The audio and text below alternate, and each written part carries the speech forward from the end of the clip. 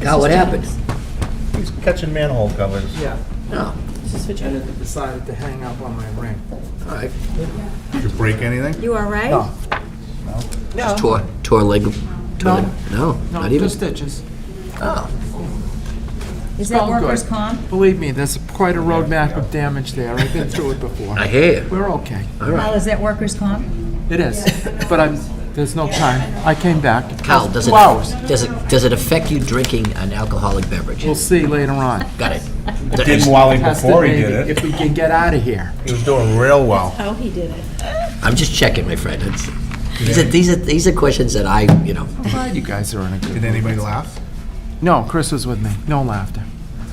I'm sure it wasn't funny. I saw it on video already, but anyway. You got it? Yeah, we're ready to go. The TV gonna be on? I like to look at myself. Yeah.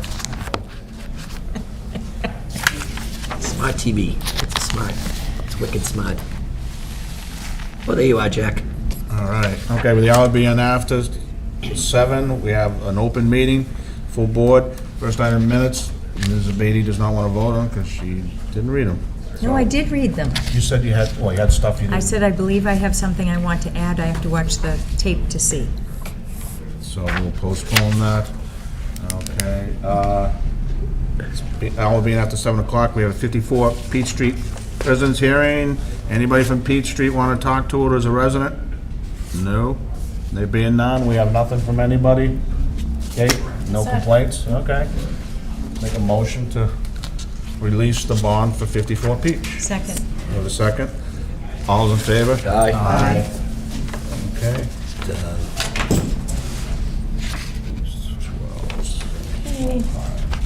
All right, next one, 701 and 702. Jetton, however you want to pronounce it, hotel. We got site plan approval and a special permit. And my understanding, what I heard earlier, you guys submitted plans that were really what Kyle wanted for the final. And because of 14 days, so you've since taken back, so Kyle's gonna have the plans anyway, so the last time is, all they had to do was put Kyle's comments on there, right? But they're so efficient, they did it ahead of time, but thought we had something, so. Did they keep a copy with you, or they yank them back? I didn't, I don't have a copy. I have a bunch of copies. Wow. It's all right. I don't really want one right now, Mr. Okay, Chairman. all right, just hold on to them when it's Or I time. can, if you want, actually, I'll take it if you have it, but anyway. Yeah, because eventually, if it gets approved, which should, he'll just check it off against the Mylar, okay? All right, Bill? Thank you, Mr. Chairman, members of the board. Bill O'Connell for Jatan Hotel Management. I have Jatan here along with Scott Rogers from Holcomb Engineering, and we're respectfully requesting a site plan approval under Section 13 and a special permit for greater than 15% impervious cover under Section 12 of the bylaws.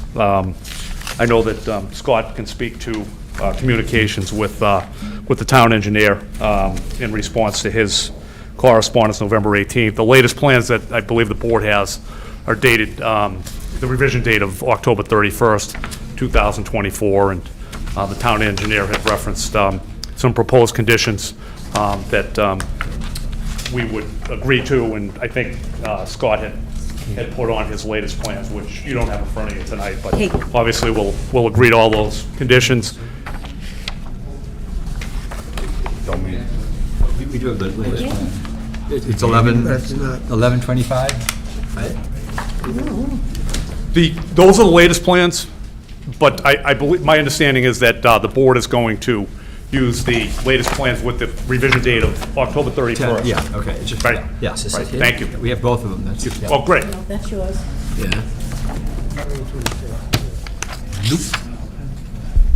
This is his? No, that's yours. Yeah, okay, that's all I have. There was some comments and I passed it down. Hold on. Nothing, we're looking for them, Bill, just deal with us. Okay, hold on. Are there a lot of differences in the two plans? Who is it, Scott? And I'll let Scott speak to it. I believe this is the posting conditions. Take a look at my packet. That's Just what I make sure talked I'm about, reading. the plans are here are the ones that Kyle wanted. if this We is were one gonna of do it them. But this before is the theirs. endorsement. I gave them, I sent them down. I don't know where they are. I did, We have the 1120. Jack, are they in front of you on that right there? No, this is what was in my packet. This is what you gave me. Yeah, we had both thought, we had the October and the Yeah. November. Those, he jumped the gun. That's the other one. That's it.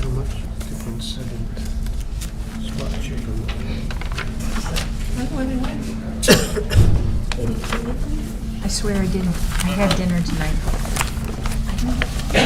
Oh, it was a letter from, I got the plan, the Board of Health. yep, Yeah, but I'm looking for the two decisions. the decisions. Yeah. That's what I said. I didn't hear you say decision. so I didn't screw, I didn't, I don't have a decision. I didn't screw up, thank God. done yet. Jesus. No? No, I just need the special conditions and then I'll do them. I'm sorry, I I need Kyle's misunderstood you. special conditions. Here. Okay, that's what I was looking for. All right, we got the Board of Health. All right. Board of Health, this is dated the 2nd of December, reiterated their comments of September 3rd, and they had no concerns, but trash and recycling be provided per mass waste ban, and wants to remind the application that he has to go, you guys gotta go through them for any food or pool operation, or for the pool. And that was the last one. And the ones that we were looking for were Kyle's, they were dated November 18th.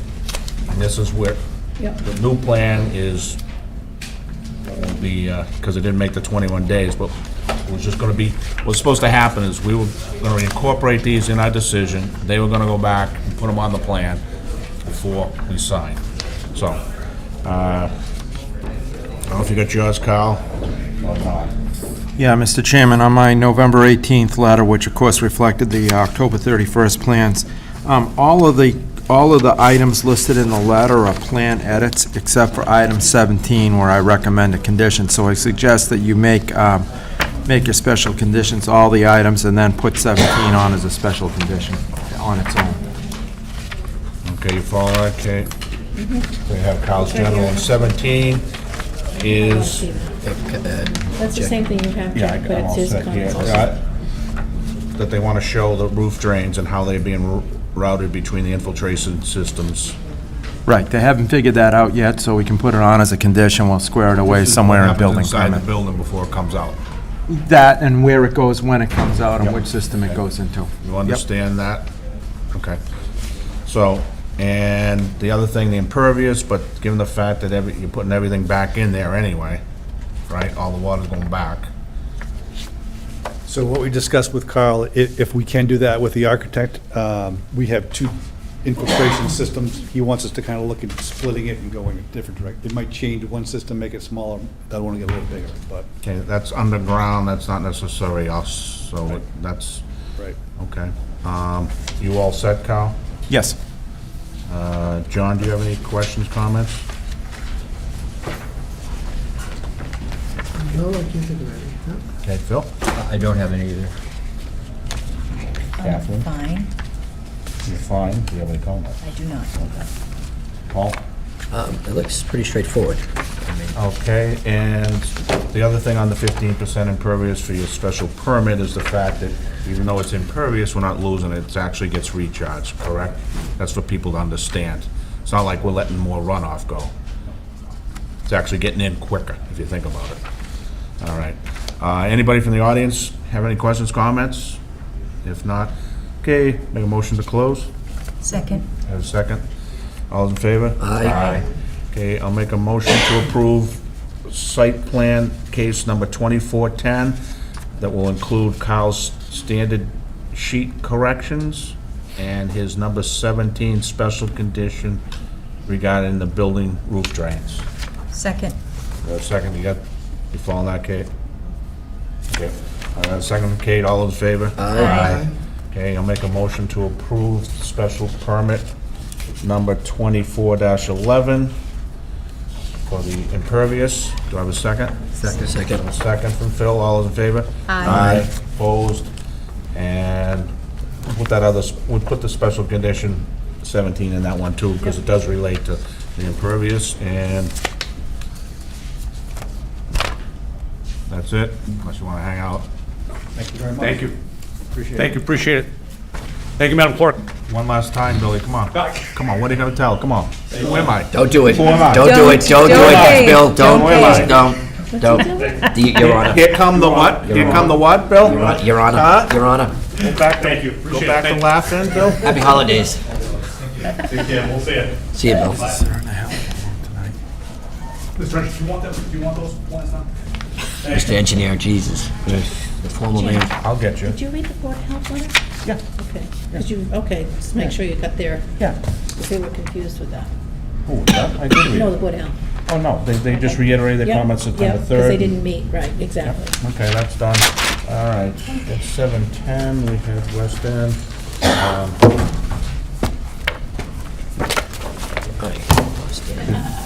Is there anybody here you want to take out of order? Is there anybody here with? Who needs to come before we get into West End? No. Unless you want to do Severe's bond. All right, yeah. Hold on, please. Bond time. Bun, bun, bun. You got the cash? Wait a minute, before It's you, worth asking. I need you to sign this. You're on a roll tonight. I know. Hey, Bear, our week, 2 shows. Because the more I'm, Right here. You the stipulate more I'm a yours. pain to everybody, the more you want to get out of here. There you go. So you would sign. Okay, this is the bond for 24 Marion. Exactly. Yep. And, okay. Okay. And Kyle, you went through it, right? Right. Yep. And I don't see where it's, how much is it for? 361, I think? Okay, 361. Okay, you set with that, Kyle? Yes. All right, I'll make a motion to accept the subdivision bond in the amount of $361,000 for the street at the end of Marion, known as 24 Marion. Second. Is there a second? All those in favor? Aye. Opposed, and we'll release the covenant, now that we have the bond. I'll make a motion to release covenant Form I. Second. A second, John, all in favor? Aye. Aye. Opposed, abstain. Everybody just sign just that one thing, and...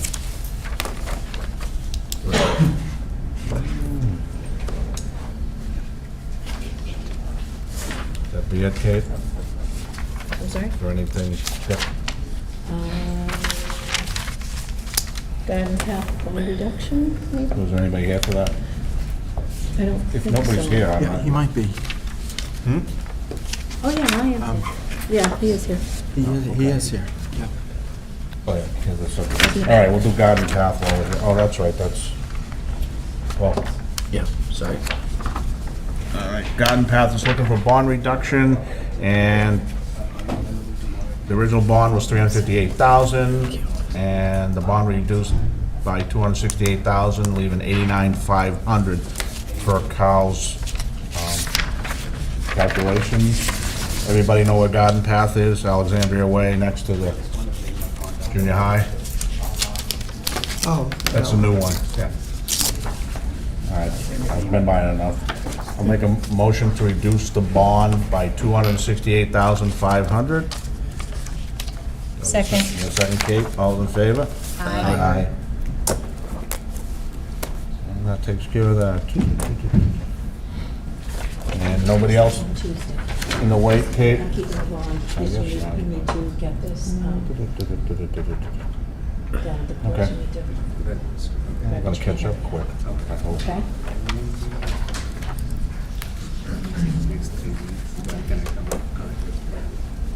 In 3 weeks? Yeah. You can't do anything until this is recorded, okay? Good luck. What happened? You gonna bring John Marini No, I just... to the I just- opening? Sent you. Yeah. So the garden path has got it approved. Oh. You all set? All right, now, then his last question I was... don't is care. there What are they anything gonna else you shoot wanted me? to do? right. Have a good Oh, yeah, day. this was even like the guy who bought the lot from, that would be That's nice. okay, unless he wants to do the A&R for 190. Do you want to do the A&R for Is there someone 190? here for it? If there's not, I don't know. if no one's here for it, I'm just gonna keep it, I'm only doing that Right. so people I don't don't know, sit. Jeff, if there is. All right, anybody here for the A&R on Main Street? Oh, okay, Perfect. then we'll do it.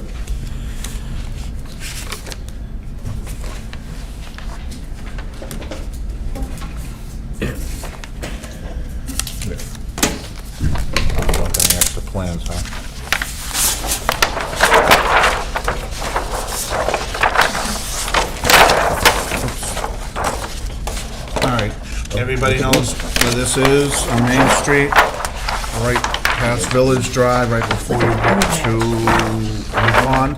Be a waste. Do it in Okay. white. Silver. Hey, listen. That's a line of clothing. Really? Look me up. I wish. All right, so, I'll look it up. Carl, I see everything has frontage. They're not touching this lot in front. Correct. The Dubois? Correct. Okay, so it's under separate ownership, so they're doing So this curve is already there, yeah, I think so. Is it? It should be, Carl, right? this round?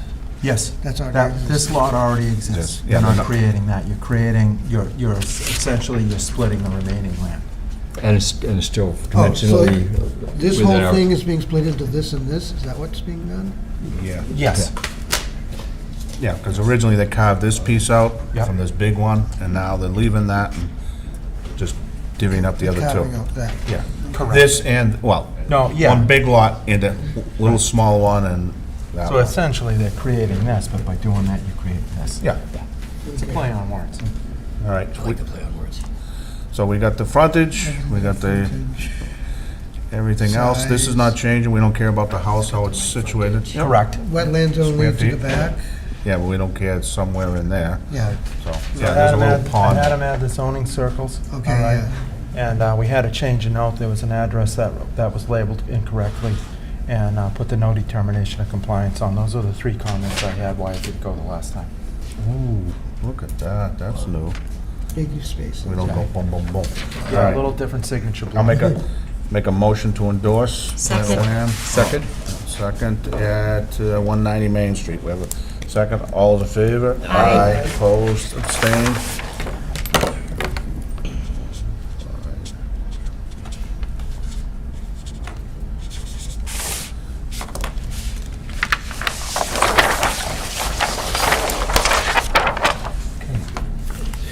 Okay. Gotta paint my house. There's some. Must got a lot Keep of it. money. I can't even believe it.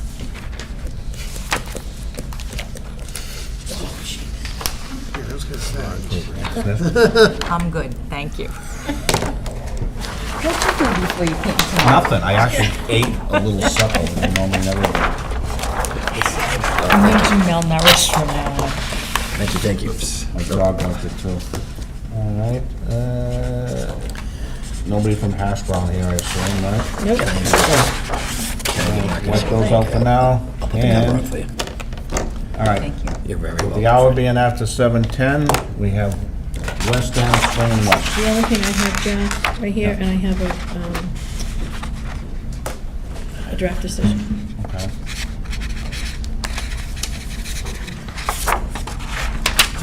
Thank you. And looking back, the last time we met in, I think, October, is there was waiting on the final Yeah, he was, A&R. yeah. So Seawoods Road. the last thing we had was, the only outstanding request we had was to present inclusionary zoning material.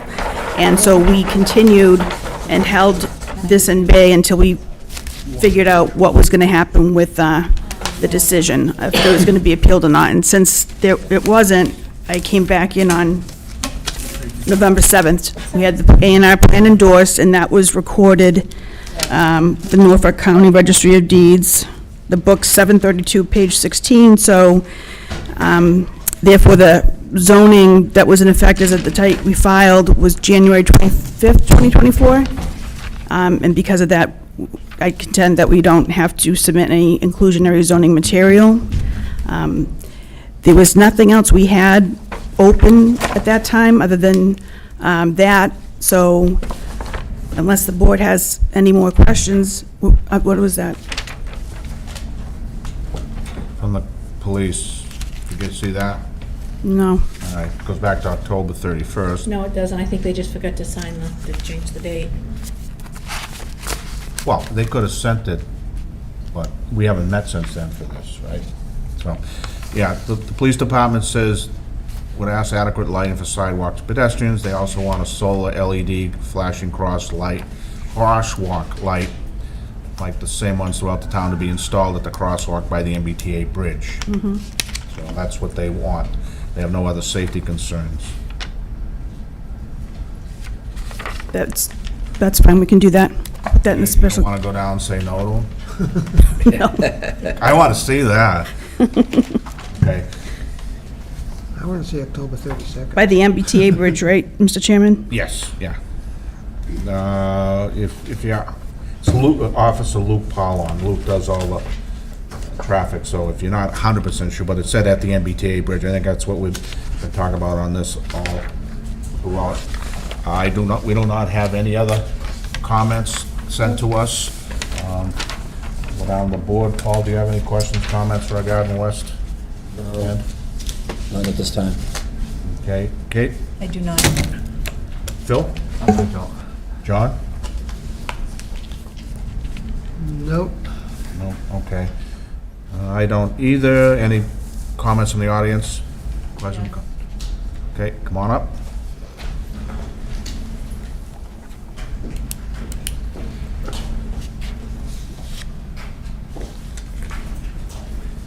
Lucy McNamara, 16 Clear Pond Drive, and I've had the pleasure of being before this board several times.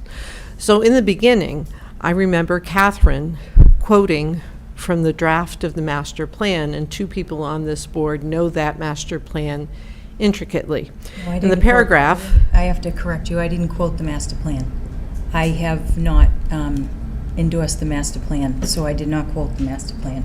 I did quote the zoning. Okay. I did not quote the master plan. it seems similar, so I'm sorry.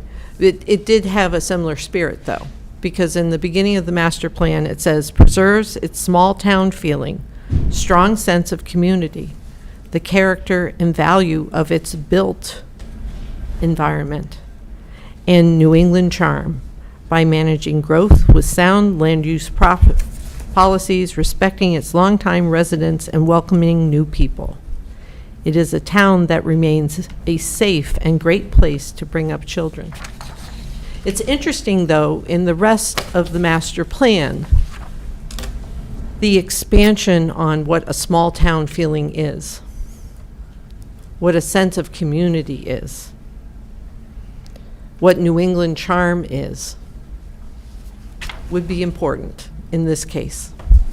I do respect that the developers have looked to have the outward appearance of this development blend better with the neighborhood. But with that, it is 95 units of apartments with 190 parking spaces, and will change the long-standing neighborhood, because the way most of the residents are feeling, twofold: we pay for the privilege of the surroundings we have, and the second part, the developers potentially, possibly, are looking at our condo association as a public park. People walk there all the time. People from all different neighborhoods come in. So there'll be more people who come in.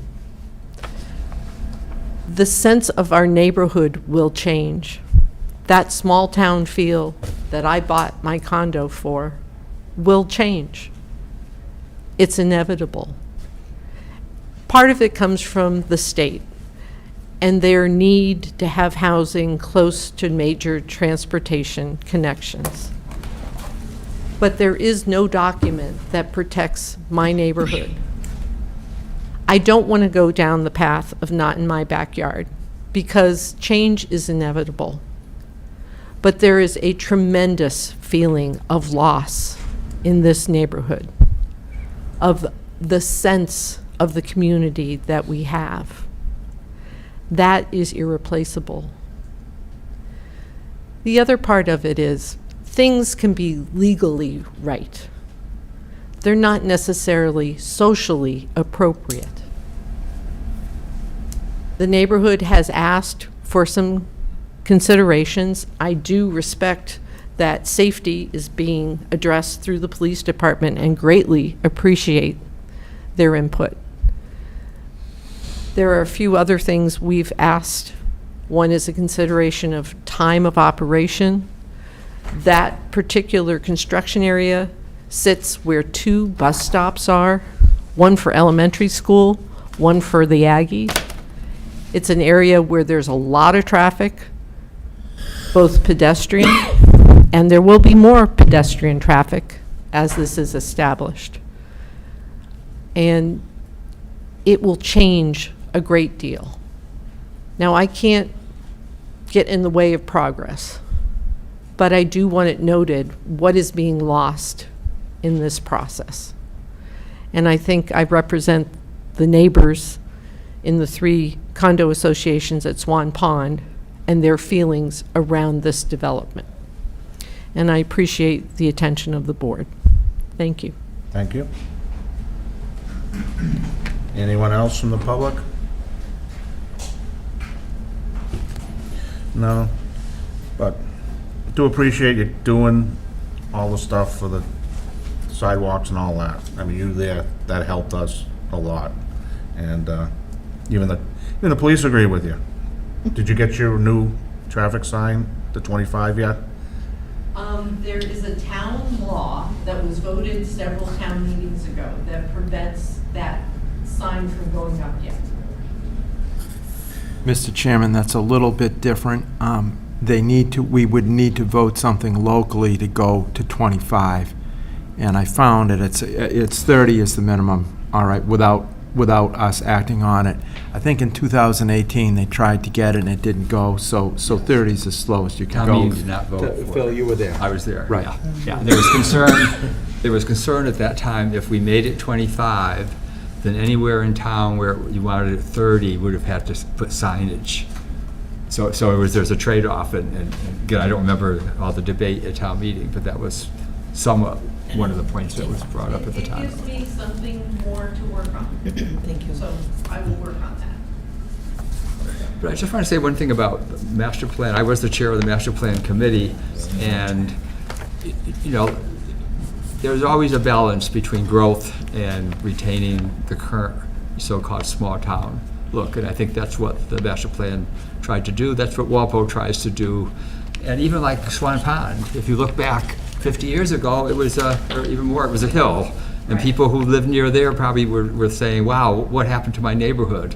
So it is a very difficult question. All of us like where we live, and we all like it to stay the same, and things do change. Sometimes they may impact us more than we would like.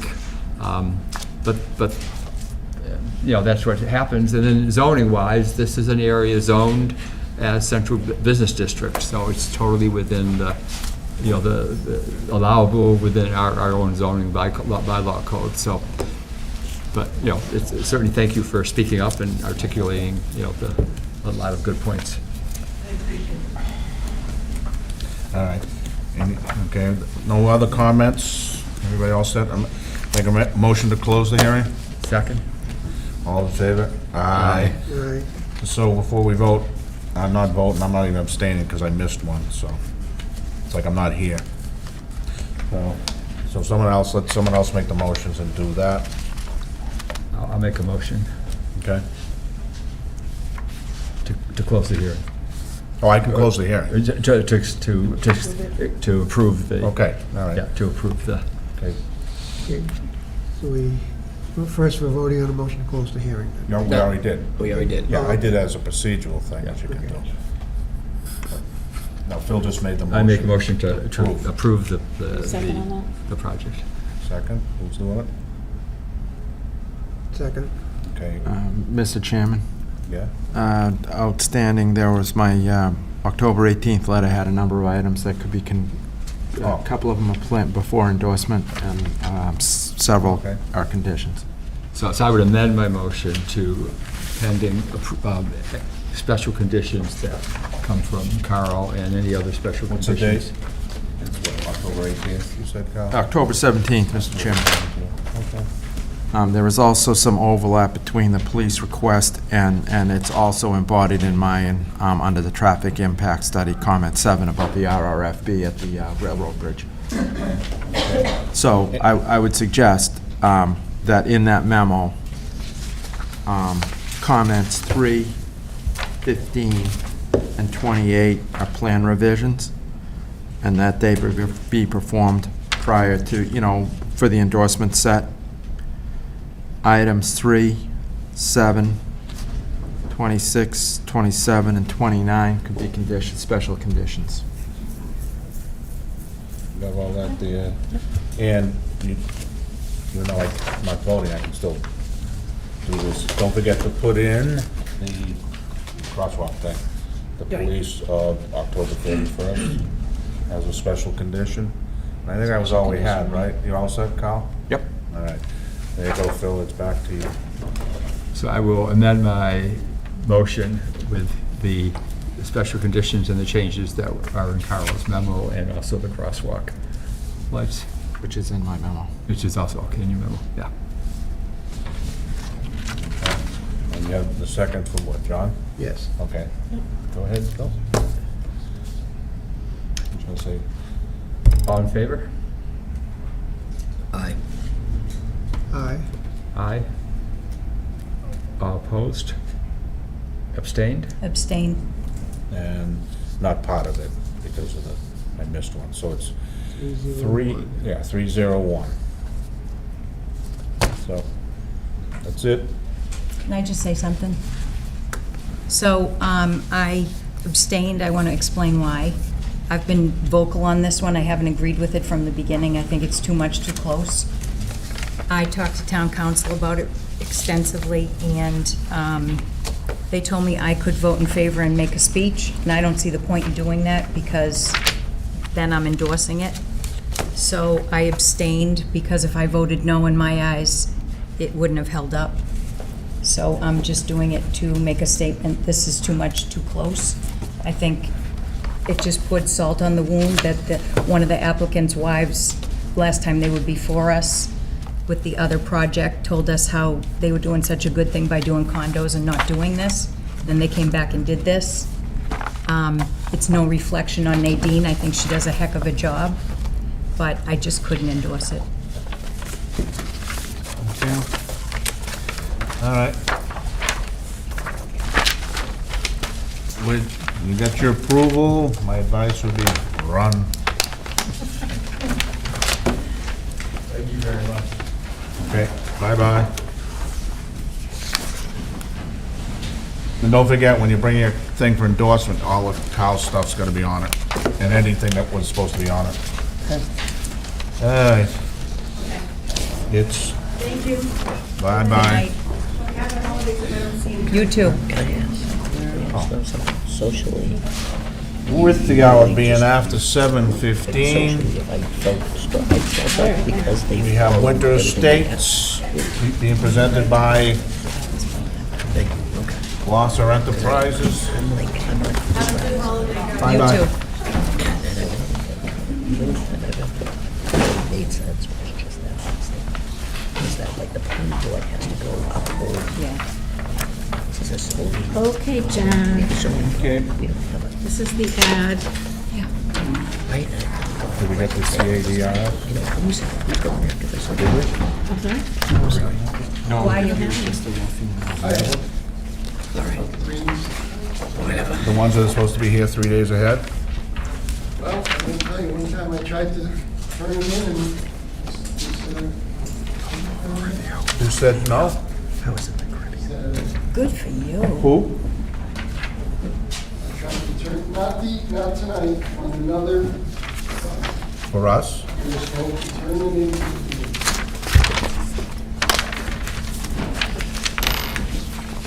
I'm resigning. Don't you dare. Don't you dare. Okay. Before I open it, dive into it, you have the green cards. We have a rule for 3 days. Okay? I don't understand what he was saying. I don't know. John, what were you just talking about, Do you though? have the list? What's that? You were talking about something about some other time? Yeah, another time on another subdivision, I tried to hand them in early and was told I couldn't do that. Who told you you couldn't? Told that I Who? could not do that. Who? I would rather not say, but it wasn't a board member, I'll say that. Was it anybody who's still here? Yes. It was not a board member.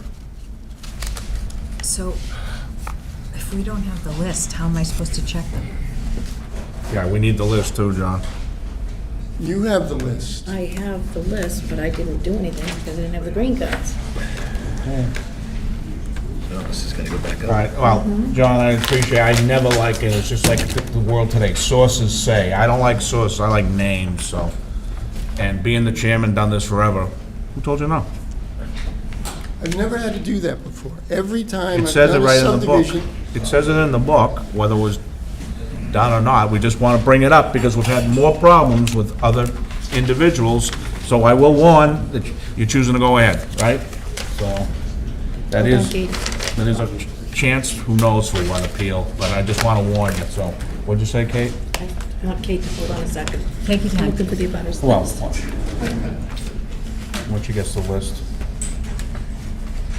Shouldn't be that many, right? About 10, 12? I think there's 8 out of 18. Oh, you got 8, how about the white ones? You got the white ones? Maybe the white ones. All right, so either we not got a for- white or green. You have both. Okay. You have all of the ones that I sent, which was 18, and you have 8 that came back. Yeah, I understand. My point was, we have at least the white on the ones that were sent, not returned. That's all. Yeah, you have all of them. All right, with the hour being after 7:15, we have a public hearing for a 2-lot subdivision from the Giosos for vacant land on north side of Winter Street between Overly and Eldor Drive. Said property is map 55, lot 5. No, we don't have that. What's the matter? You have this that Kyle just gave us, right? Yeah, I mean, let me finish reading, I don't need that yet, right?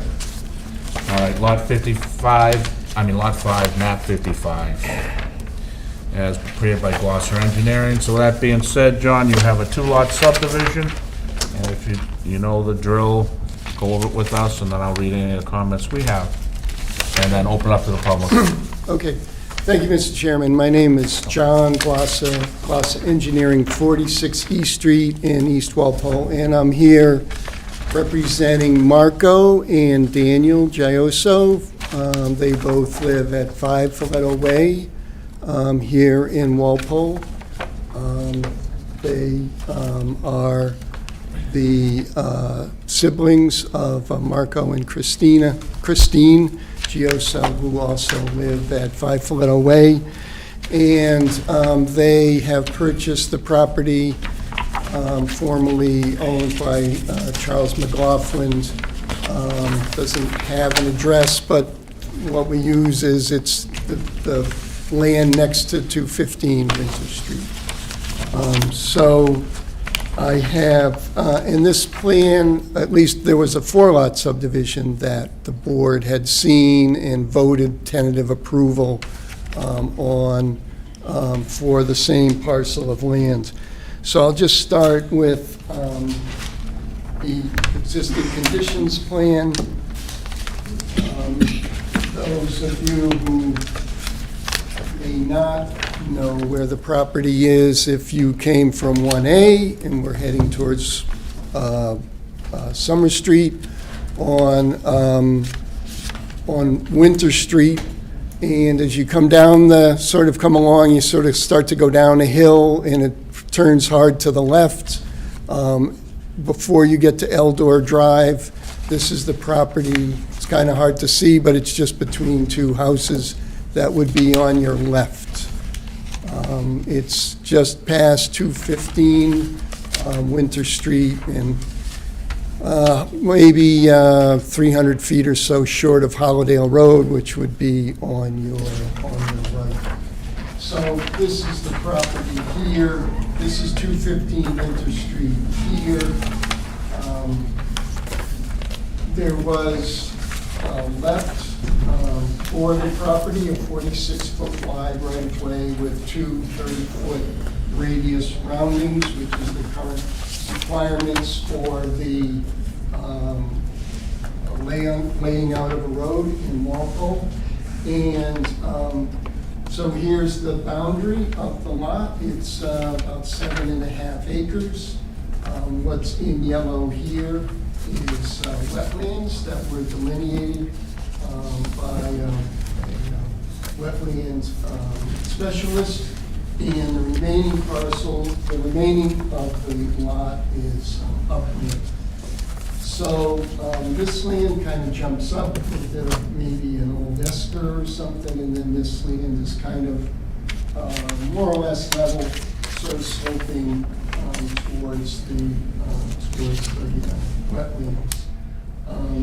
The McLaughlins, anticipating that this property was going to be hopefully developed, have a contractor bring a sewer stub, a water stub, and a stub for natural gas into the property up by Winter Street. So just stubs in maybe 10 feet or so into the property right now. And then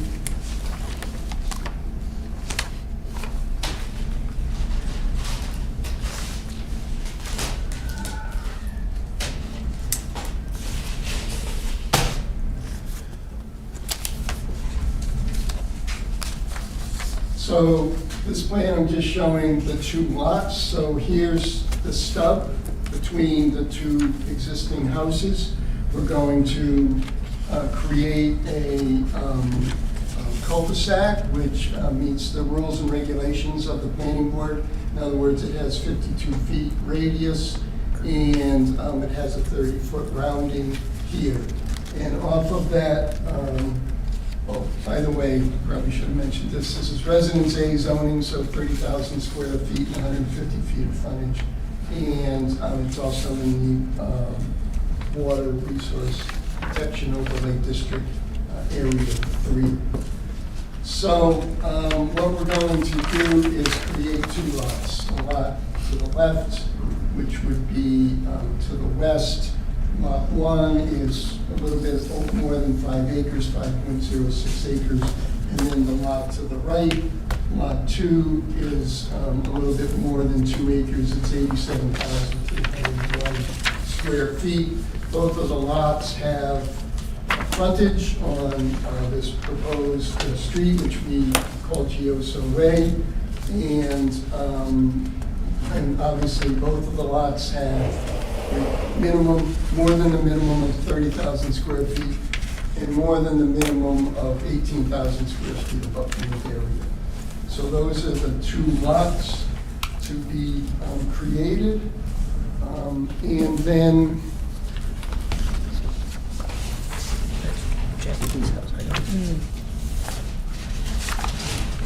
That's how I figured it out, too.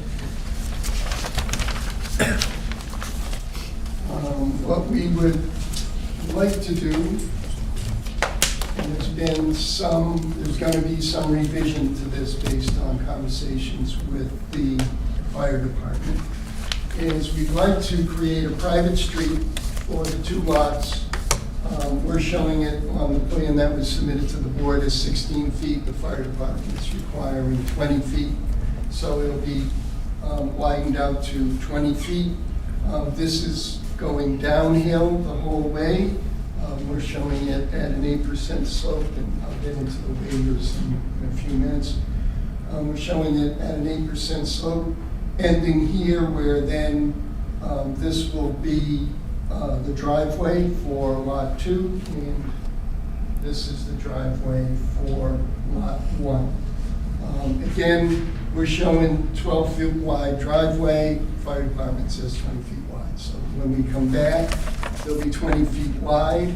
And we'll ask you, and I can provide some sort of documents for your review, that the planning board, in their approval, should we be successful in getting that, require that, and I'll show you in a few seconds, that the driveways be 20 feet wide and that they have a cul-de-sac at the end, and I'll show you how we have it laid out. But, so we would also extend the sewer, the water, and the gas along here to serve the two lots. The sewer is going to be forced, right? Because this is obviously a lot higher than the land in the back.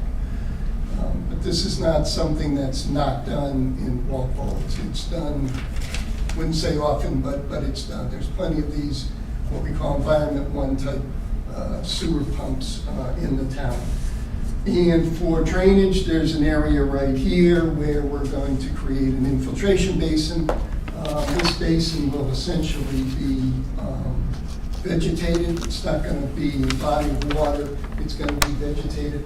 Believe it or not, right in here, Carl saw, we did a couple of test pits here. It's just nothing but sand here with a fairly deep water table. Not real deep, but deep enough so we can easily design a infiltration basin here and let all the water from the street soak into the ground.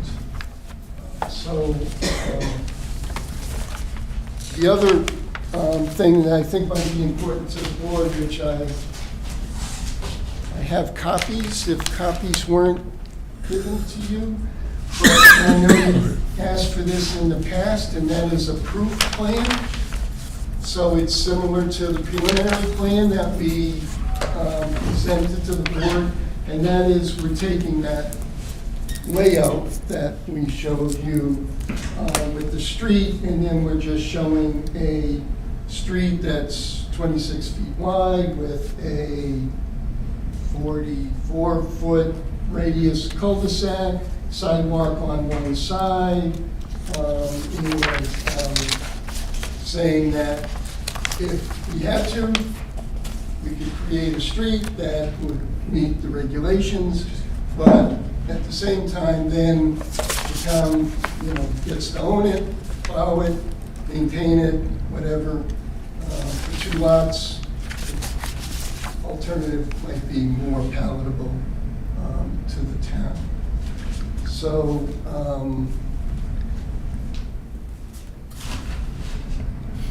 and I do have copies of that with me if somebody wants to see those.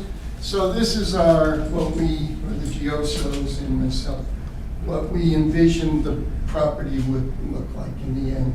So here's our 20-foot wide access road to serve both of the lots, coming down from Winter Street, splitting at this location here, 20-foot wide up to a proposed house here. And again, this is up rather high. It's probably 12 or so, 14 feet higher than the abutting wetlands.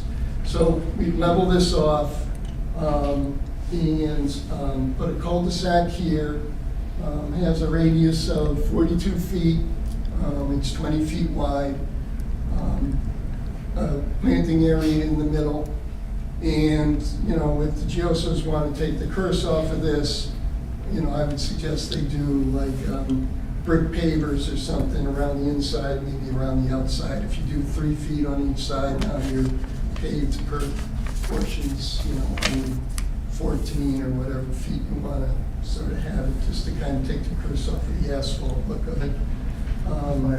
And what these are instead of having, catch basins and things like that, all of this driveway pitches in this direction, goes into infiltration trenches. So the way they look is on the top, it's just bellied down a little bit, so to catch the water. And then we put plastic grates on top of those with a high-density polyethylene pipe goes straight down, and then there's pipe in the bottom that's in a stone envelope. We've done this, on plenty of other jobs. It's attractive, right? You can put plantings inside these. They're just, a little belly, a little dip in the grass that catches all the water. The reason it's helpful to do it this way is, people sort of change things. They want planting, they want this, they want that, and we don't have, catch basins and all sorts of other stuff that you have to sort of deal with. So they work out, I think, they do the job, and they are commercial or otherwise, aesthetically not pleasing, to say that. So we have, again, 20-foot wide here. This is on lot 1, and the cul-de-sac here, the house here, and again, we have our infiltration trenches around like this. We do have some wetlands replication because we had 2 crossings to get to the 2 buildable parts of the lot. And so, I guess, Mr. Chairman, members of the board, I can answer any questions that you might have. All right, well, I'm gonna hit the big technical one is anything beyond the subdivision road is not under our jurisdiction. So what you're describing for driveways and cul-de-sacs and drainage, we have no power to. We, Okay, under subdivision control, we stop at the cul-de-sac, so to speak. So anything that's done off of that, you could present the wonderful thing like you're gonna do, but you don't have, there's no enforcement of it. no, I understand. I'll work it out with the fire department. They're the ones who are asking for it, we're the ones who are promising it, so we'll work it out. But they're not the planning board, that's the problem. You know what I mean? But you just gave up your jurisdiction over the lots, Yeah, right? but I'm Okay. talking about, if he needs a cul-de-sac, if he's gonna need it on the road, he just can't, how's he gonna get it up there?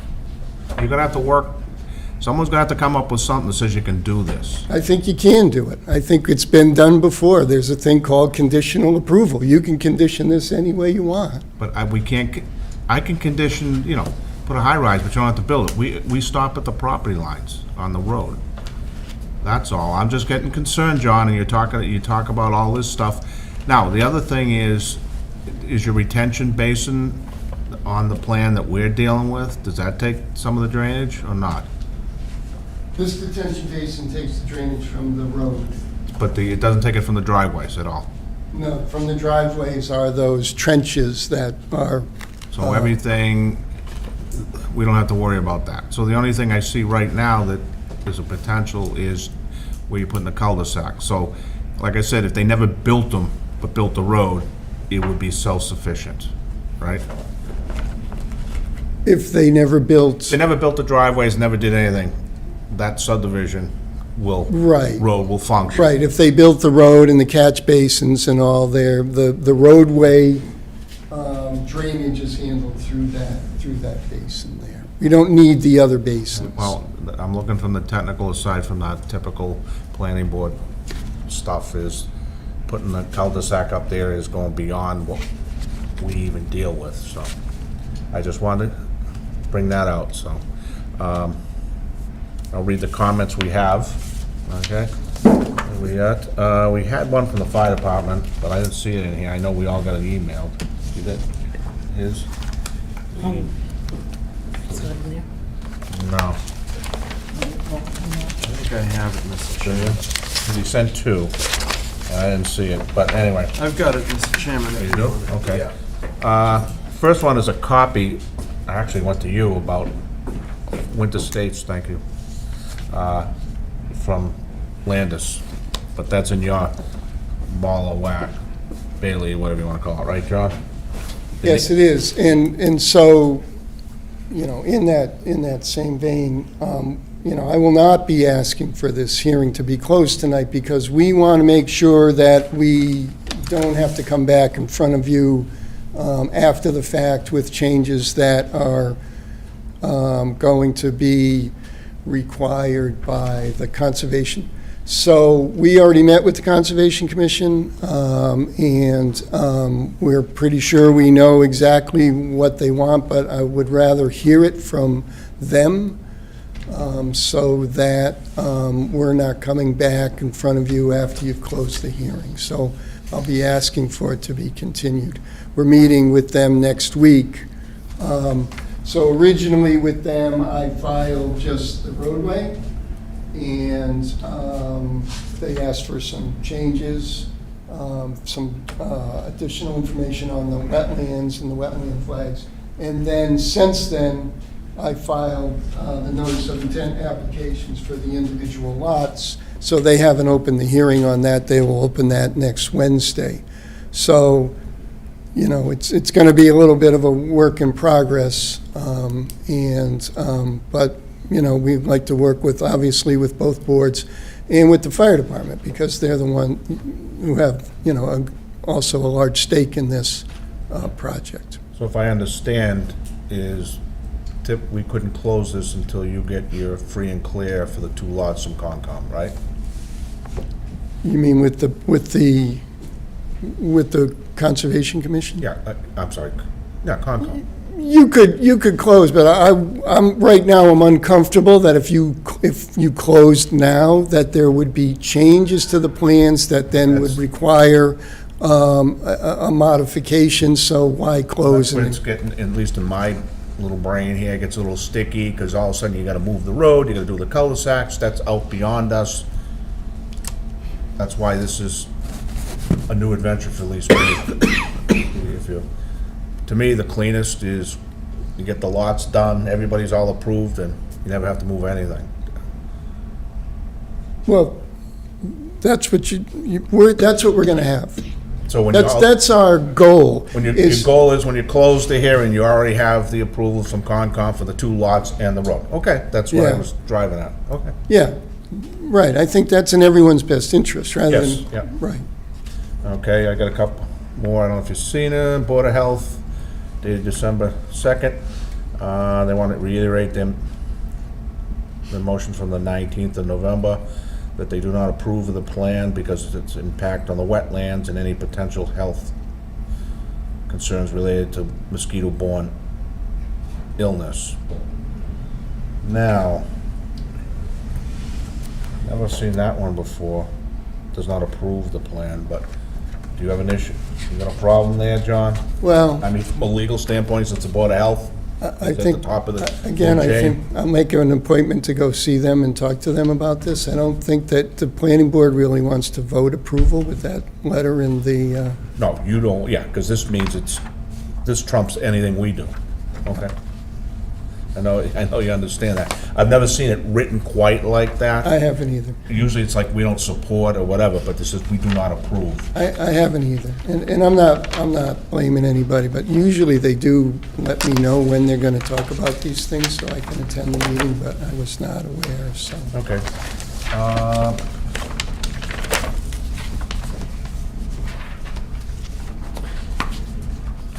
I got They said it twice. Yeah, they said it twice, once a little, I guess they wanted to say it really good the second time, the same date. It's 2 different people. Oh, okay. So you get 2 people saying the same thing. We don't approve. I really don't want it. Must be a social opinion. Yeah, boy. And me, okay. And before we get to, Carl had one. Fire department on December 4th. Hydrant's okay. And he wants, which you already said, wants the road leading the residence 20 foot. And the turnaround should be all weather surface that can handle our apparatus. Gravel's not acceptable. So, and you're gonna have to deal with him too, as you know, John. And, Yeah, just FYI, I did. So the first sort of go around, we showed these as gravel, but he sent us, now we're showing them as paved. okay. I know you've done these before, you and Truax. Why do you guys always go 16 feet and it ends up 20? It's like someone gonna miss it. It's like, okay. Maybe they can read it upside down. No, think the it's common, 61 common drive feet. standards, Mr. Chairman, are 16 feet. That's probably where the inclination to go to that No, width but is. every one of these we've done, they'll come in at 16, it goes to 20, he's done. Oh, I them. know. Everybody's done them, so it isn't like a surprise, know. and it's usually the fire department that says it. The other thing, I'll make a comment, John, since we've had those over the past, get the right size truck when you do the turnaround. Okay. So do you want to see that, the fire truck? Whatever the fire department, he's gonna make you Okay. have it. We've had more of those, Okay. I don't know if it was you, but one of the other Yeah. Right, the former specs on engineers the- had on it. Tower 1. And they're having the wrong one. Even though the model was like within a foot, it wasn't. Okay. Just, I'm only. No, here to I'll help. talk to the deputy chief and make sure that, No, I know all not the only details. that he understands exactly what we're proposing, and ask him about what truck he wants us to show to him that can maneuver around the cul-de-sac. Well, you know it's the biggest one they got. That's up to him. I'm not sure that Well, they they- would take the tower truck Yeah, here. but that's the one that they always ask. I'm not so, let me ask him. Let's about put it that. this way, one of the competitors didn't do it, and then he did it with the wrong one because they Right, got a no. newer truck and it was, No, right, I understand. So let me talk to him. I mean, it's not like we can't do it. It's No, just I I want to understand. make sure that I'm accommodating whatever he says. I don't want to be, guessing. So let me talk to Deputy. and I'm doing it for my own selfish reasons, because I hate that, have a continued hearing just because someone didn't have the right fire truck. No, It's just like, I have endeavored to get this plan as close to what everybody wants, but okay. in reality, nothing really sort of happens seriously until the thing gets filed. Do you know what I mean? I can go talk to them, but once, I'm not knocking anybody, but once it gets filed and then they see it's a serious project, and then you get the comment that you didn't want to get. No, you know you're on TV tape, they're gonna come back to that one. Yeah, yeah. When you walk in some night. All right, Kyle, you got your comments on? Yeah, Mr. Chairman, I was running short on time as I was away for a bit, but I did deliver to Mr. Glosser an email November 21, and I commented on the waivers. I said, no problem with the waivers except road slope, and then I say, I don't recommend reducing a safety standard. Berms, I thought that at whatever slope it's at, there's long enough to have berms on it. Street trees, I know are up to you folks. If you want to waive that, that's fine. I don't really have an opinion on street trees. And then I did note that the fire department wouldn't go for the 16-foot wide width. I also noted we'd like to see, I suggest that cul-de-sac bulb be offset the other way, and what I'm attempting to do is, and I don't know if John can do it because the geometry's a little strange over there, but with a rounded corner on 215 Winter. But I'd like to try and get the roadway to the point it splits and the drainage within the right-of-way. All that will be covered under a mutual maintenance agreement, private way covenant, and all that other stuff that we do with private ways. And then after that, it's driveways on the individual lots. I understand that one of them, wide driveways, will have an easement, but I'm trying to get John to do that, but we haven't really gone through that yet, and it may be possible, may not be. And then the 80% zoning circle on the lots, there's plenty of room there, but we always have that shown on the lotting plans. I expect we'll drill down into this a little bit more. There are a number of things that are changing, as John mentioned. The road widths are different. That plan up there is not the one that we saw. And there may be other changes as well. I didn't put it in the email, but I am a little concerned about the way that driveway will interact with the current driveway for number 215 Winter. There may possibly be, and John, we can look at this and said, would it be advantageous to offset the proposed driveway within the right-of-way, if you can do it? I don't know if grading will allow that, but so there can be some differentiation between the driveway at 215 and the new driveway. I'm thinking out loud a little bit on that No, one, that's but a we can good- take a look at it and said, I It's a good certainly thought. wouldn't mind if it was, normally the driveways, whether they're 24 to 16 or 26-foot wide, they're always centered in the right-of-way. This would be an exception to this and potentially a waiver. So that's it, Mr. Chairman. Okay, So, by the way, none of those are particularly, well, I would think that at least the number, was it 215 Winter, you'd be more than cooperative, yeah. because you'll never get a final comment. Yeah, I mean, we don't, I think Carl saw it on the existing conditions plan, is their driveway encroaches a foot or so into this right-of-way. So, I understand we want to keep them separate, right? We want to keep them separate, but all of those things that Carl mentioned, I think, can be accommodated. We'll look at flipping the cul-de-sac the other way. We never even kind of thought about that, so that's no problem. This scenario actually has berms, because before we were just letting the water sheet off. Now we're catching it in catch basins, so we would need the berms anyway. So, like I said, I think everything is, Carl and I can, meet and make sure we get everything on the plan.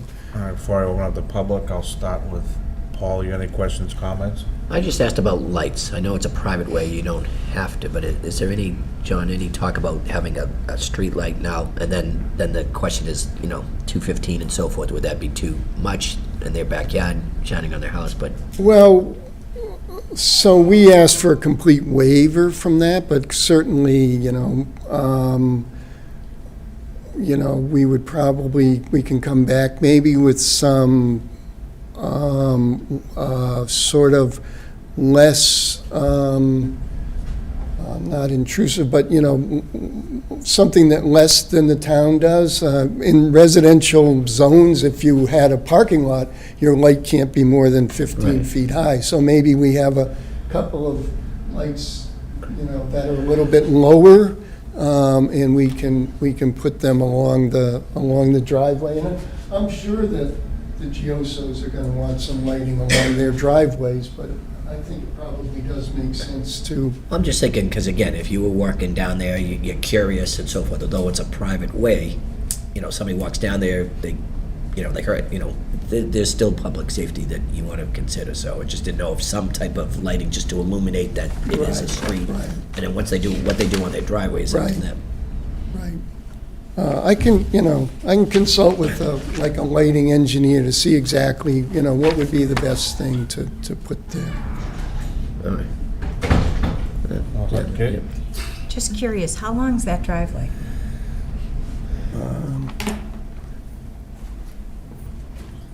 The longer of the two driveways? Yeah. Not the road coming in, just the driveway. This driveway here? Yeah.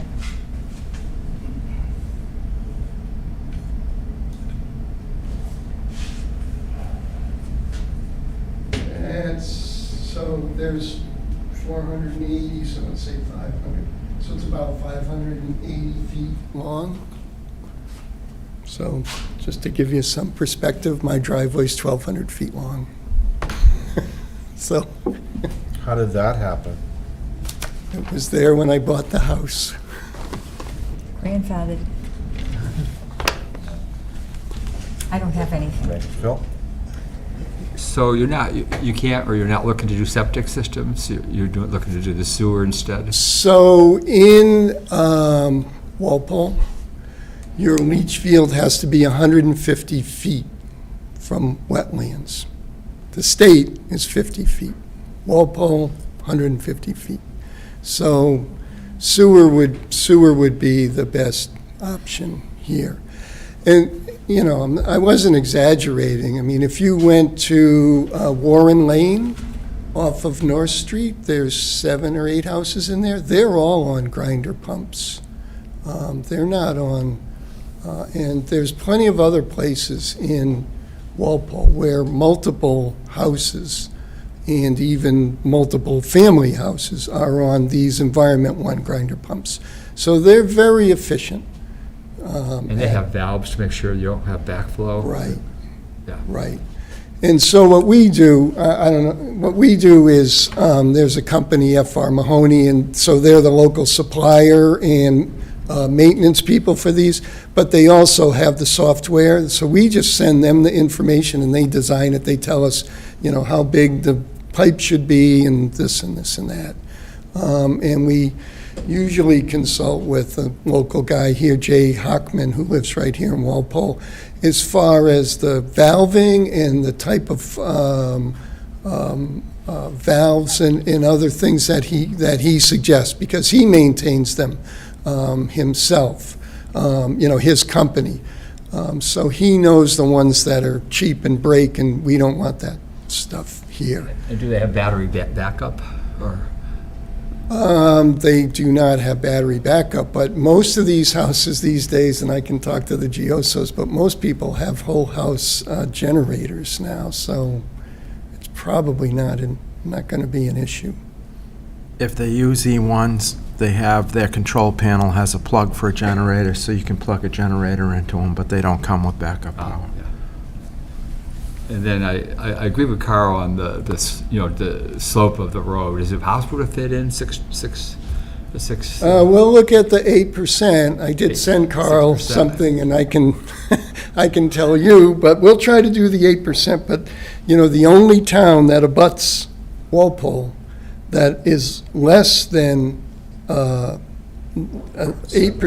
is Foxborough, and they're 6%.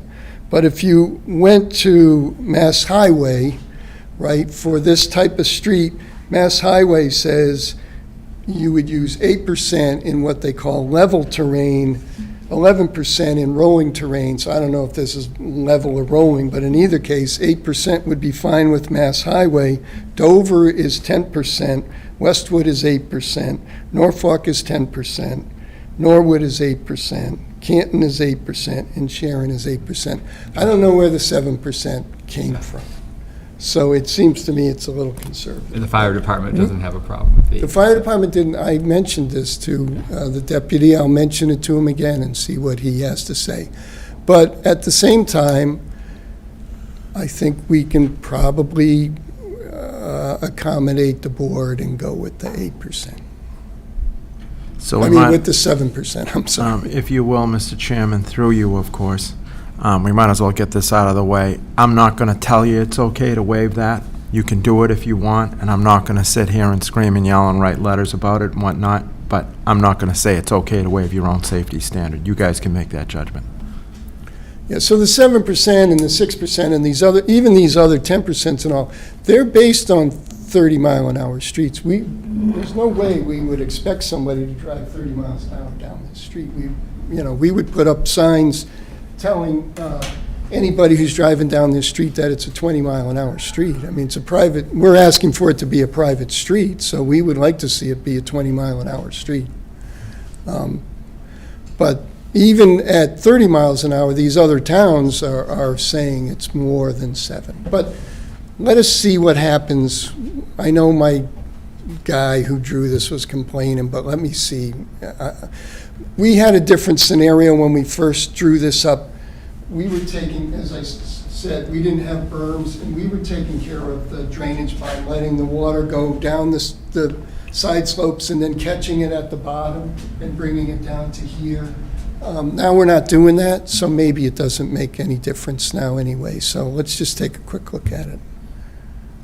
And then on the question on trees, not to make a recommendation either way, but is there room to plant trees with that road? So this is it's No, a it's pretty- slope going down the Yeah. whole way, so, I was wondering whether it was even practical to plant trees. I mean, we could plant trees, but they would be on that slope. Okay, yeah. I don't think that's necessarily a terrible thing, but we just asked.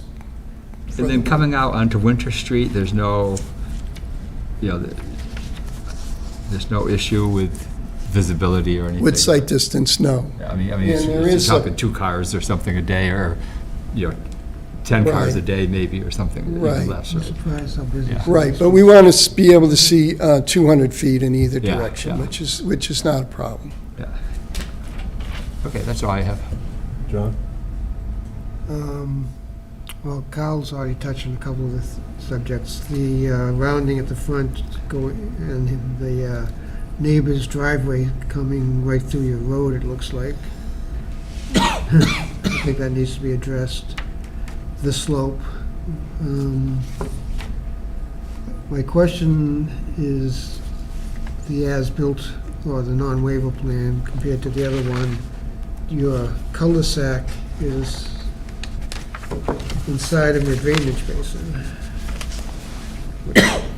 Depending on how picky the fire department is, whether they want to turn around here rather than down the ends of the driveways also may be a sticking point. So if you could reposition the cul-de-sac at the end of the slope. It would be cut before you split off the driveways. That might be something definitely to look at, On the non-waiver. because it seems iffy that you could put a cul-de-sac on top of a retention basin, yet Trying to figure cul-de-sac ideally needs to be paved. Now, I can see it's a private road, you're gonna look to reduce the paving as much as you can. But even a minimal paving is gonna go into the cul-de-sac, I mean, the retention basin, it looks like. Well, the proof plan we showed, shows, proof plan that we drew, I mean, Right, but that doesn't show the retention basin on it. right, because we changed it to what we call a gravel wetlands. So it's, works the same, but it can be smaller, but it has, you know, galleys in it to create the volume, so it's a lot more costly. We would rather just sort of excavate out or whatever, right, and make a berm, which is what plan is showing. This plan really is just showing us, we're just trapping the water essentially that's going to go in there from the catch basins. This plan has structures to create volume, right, to meet the regulation. So the way we look at it and what we find is what, you know, generally works is we take the impervious area, multiply it by 5 inches, and we create that volume. And, you know, 90% of the time, as soon as you run the HydroCAD, it works. So that's what we did. So the proof plan just has a different type of basin. It doesn't have just the open basin. It has ones that you will see all over the place, right, under parking lots, You're gonna, galley systems. it'll probably be solved once you talk to the fire department, because they're gonna tell you whether they want one there, as well as at the ends of the streets. I'm not sure, I know on your plan, you're showing an island in the middle of your turnarounds at the end of the house ends. Right. I'm not sure if the fire department has an issue with that, but that might be something to ask about. Right. And I think Kyle made mention, you got one of your driveways going over the other lot, you're obviously gonna need an easement to allow the Lot 2 driveway to go over Lot 1's land. Right. So we'll see if we can flip the cul-de-sac around the other way and keep the driveways, you know, we can also reposition the lot lines to keep the driveways, each individual driveway on each individual lot, if that's what It the didn't look like board it would had a lot like of to flex see. that way, but if you can do it, great. I think that covers my questions. All right. You took it down on me. Were you done? Yeah, I think I've got. Don't I get a, John, don't I get a shot at seeing it? What's that? Don't I get a shot? I don't Oh. count here? Whoa. All right. The only, yeah, the 8%, I got a little issue with that, because in the past, we've told other guys, new. You were part of that, as you know. And the other thing on the,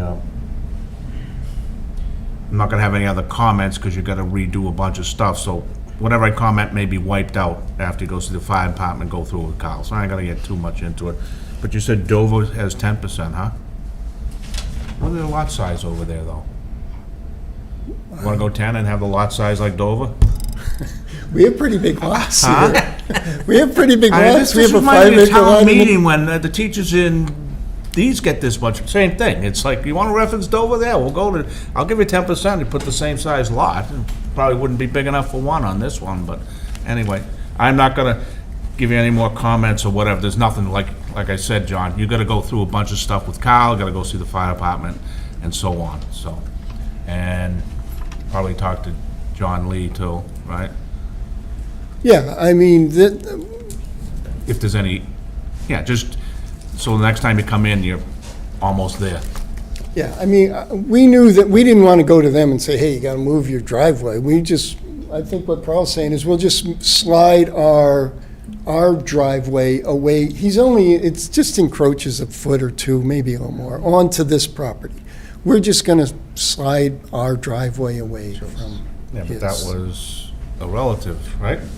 They're, Yeah, that was his father-in-law. Mrs. Lee is, yeah, Charlie's it's daughter, yeah. it's Jack's father-in-law, Charlie. So, all right, but just what I'm saying is, you got a few stuff, so for me to say anything right now doesn't, because it will change next time you come Yeah, back. but if you have something that you No, other than think the is- 8%, that's the one Okay. that sticks with Okay. me.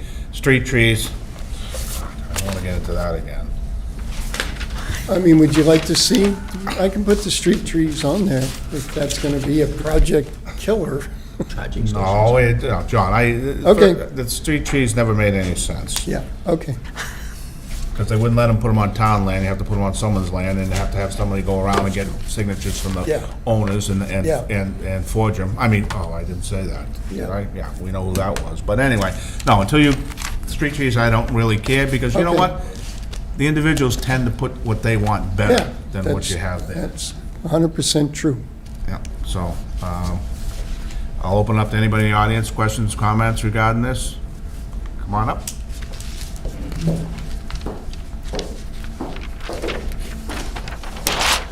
My name is Vicki LaPalis. We own 185 Winter Street, which is essentially, this will be essentially right behind our house. My father bought that property 50 years ago and was always under the impression that because of the wetlands and because of the conservation land in the back, that we would be protected from having people build in the back of us. We're already dealing with some of the issues that have been brought about. I've been in that house since I was 3 years old. We now have my 6-year-old daughter living there. Just even when you talk about the mosquitoes and stuff like that, having her go outside and play at night is already an issue with the mosquitoes. So now we're going to be coming up onto that wetland and the conservation area that's behind us, which is just going to drive them into our yard further. We also had the addition of Hollowdale, which was across from us. We had a nice stream that went through our yard. We no longer have that. Every so often when it rains, we get a little bit of that. But more than anything, with the addition of Hollowdale, as well as the access that they put in for the ball fields off of Winter Street, we've had nonstop issues with our property flooding. Every time we have a rainstorm, we have flooding going down the front. It is washing away our front yard. It is coming down the side. We've called the town multiple times. They were supposed to come and do something about that. They came and did some stuff at the end of the driveway, which essentially lowered it and made it worse. So the concern is we've already kind of disrupted the front of the house, the side of the house, and now we're going behind the house. So what is this going to do with our property? So, and that's So your, where's your house then? 185 Winter Street. I couldn't hear She's to everything. the left. 185, it's this one here, from Coming to the this right. area here. Yeah. Oh, okay. No, that's 157, so we are Hollowdale's up a lot from there. Straight down. we are right here. And does the water come off the street? or It's flood? coming off the street into the house.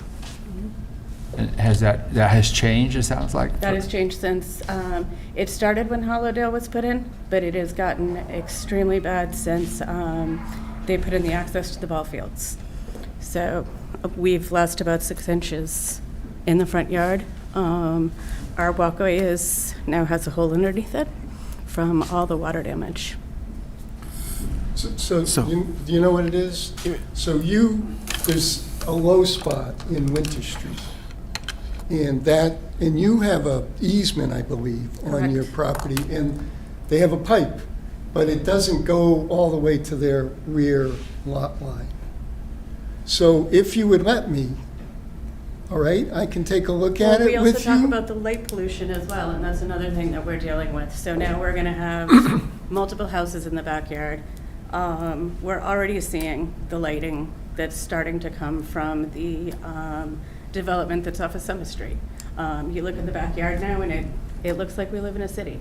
I grew up there, like I said, my whole entire life. Nice dark skies in the back, and now we're consistently just seeing the light coming from everywhere. So, Well, the street lights, if they do go in, they have to go down, so they're not gonna come to you. So that's all we can do, is what people do in their own houses, we can't control.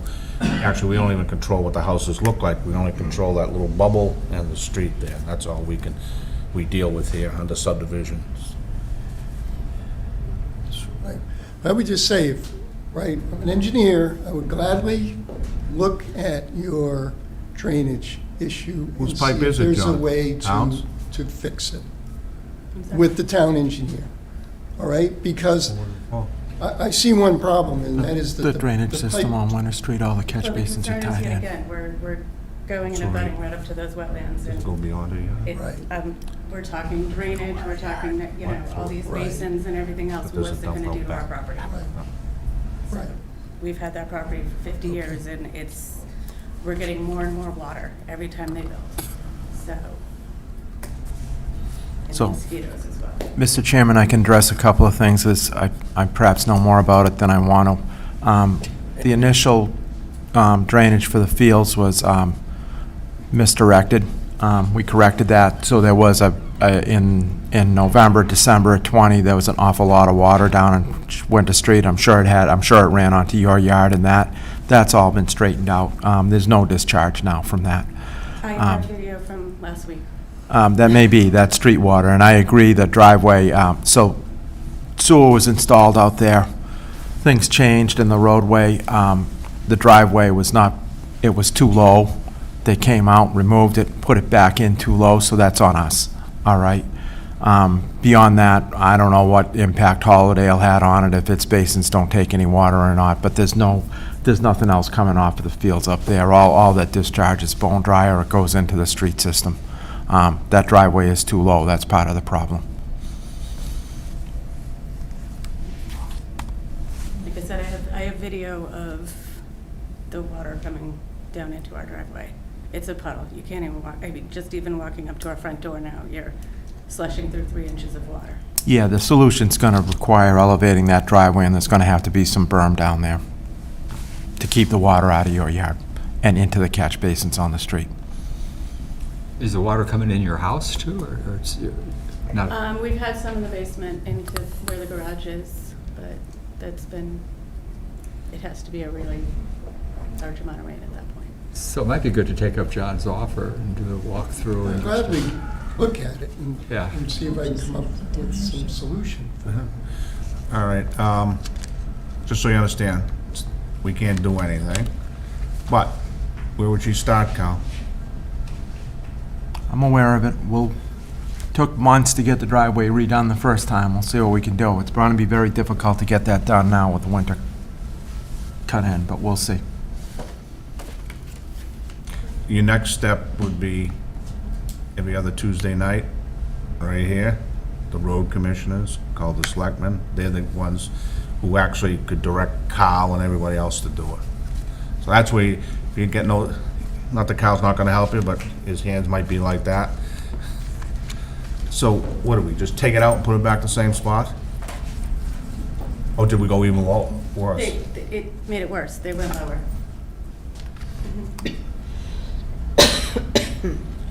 What's the matter, they never level? Talk to Ricky. And do the right.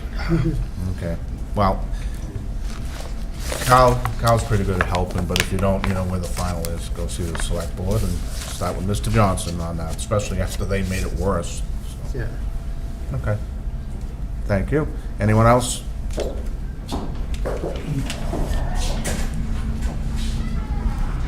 Hello, my name is Timothy Fairchild. I live at 195 Winter Street. I know a few of the people up here, see a few familiar faces. I think, Carl, I think I might have talked with you a few times when they were doing the road work on Winter Street a few years ago. Could you point out where Sorry? your house, could you point out your lot, just It's to, the one right, He's on the other side of the driveway. yeah. So, I have a couple of comments. First of all, I agree, Carl, I know that you're right, like it was in 2020, I believe, when, I don't even know if the fields were finished yet, but at one point, there was a pretty heavy rainstorm, and, I agree with you that it's not the drainage coming off the fields is nowhere near what it was like that day, because that day it was, you could go whitewater rafting down the hill if you wanted to.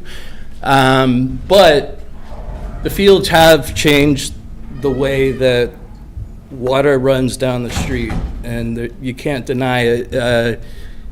You can see on the front of my property, the erosion that has taken place just from the water, and it's, like you said, I believe, Mr. Conroy, that, you can't control everything that comes down the street, but I think one of the issues with the drainage is that on the street itself, there's really only one drain, and it's small and it gets clogged.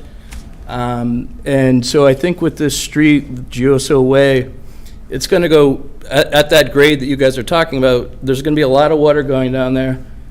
So I'm not exactly thrilled with the location of this, the retaining pool or whatever you want to call it, because, it's like right on my, the edge of my property there. And you guys were talking earlier about the Board of Health, coming out and saying that they just flat out don't support the idea of this project. And I mean, you got the cedar swamp back there behind everything. Like back here, this is all for miles cedar swamp.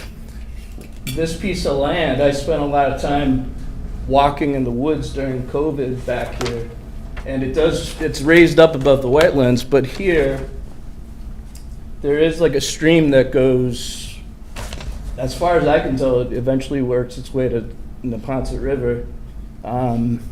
So, and this is, this piece of property, or this lot here, has a sharp grade down towards that water. So, I don't know necessarily like what kind of pollutants could flow from the lot itself, but there's, obviously a lot of wetlands that have been delineated. But there's, what this doesn't show is like the stream here. We're talking about lights on the street. I guess I don't understand, like, who would those be for? Like, who would benefit from that? Like, or what's the benefit of having lights? The benefit? Yeah, who's it supposed to keep safe or whatever?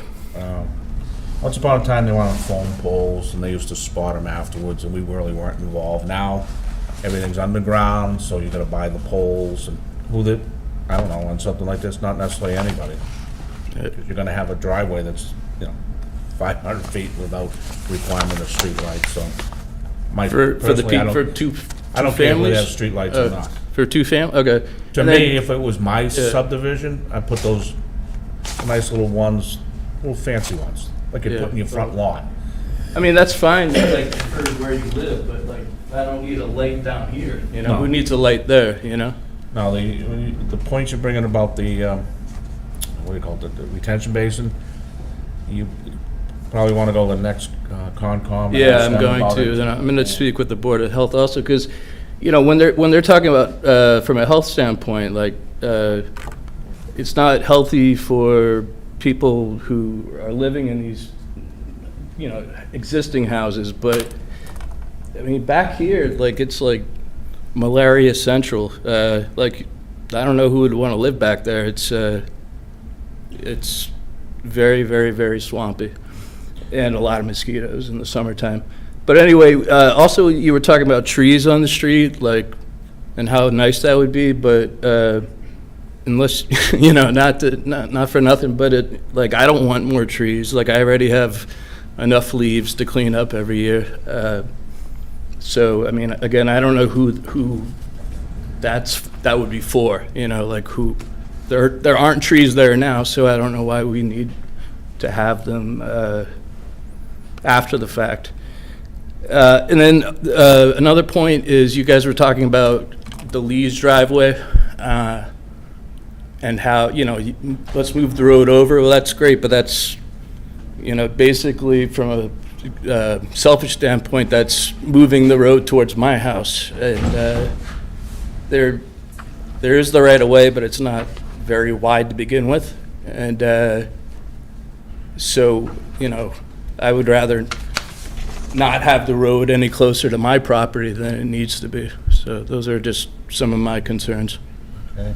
John, a couple questions. If I'm Sure. looking here at the grades, on the left side, you have 224 to 220, and kind of like in the center of the roads, 222, center roads 220. Is that the bottom, or does it bottom out further down towards 185? And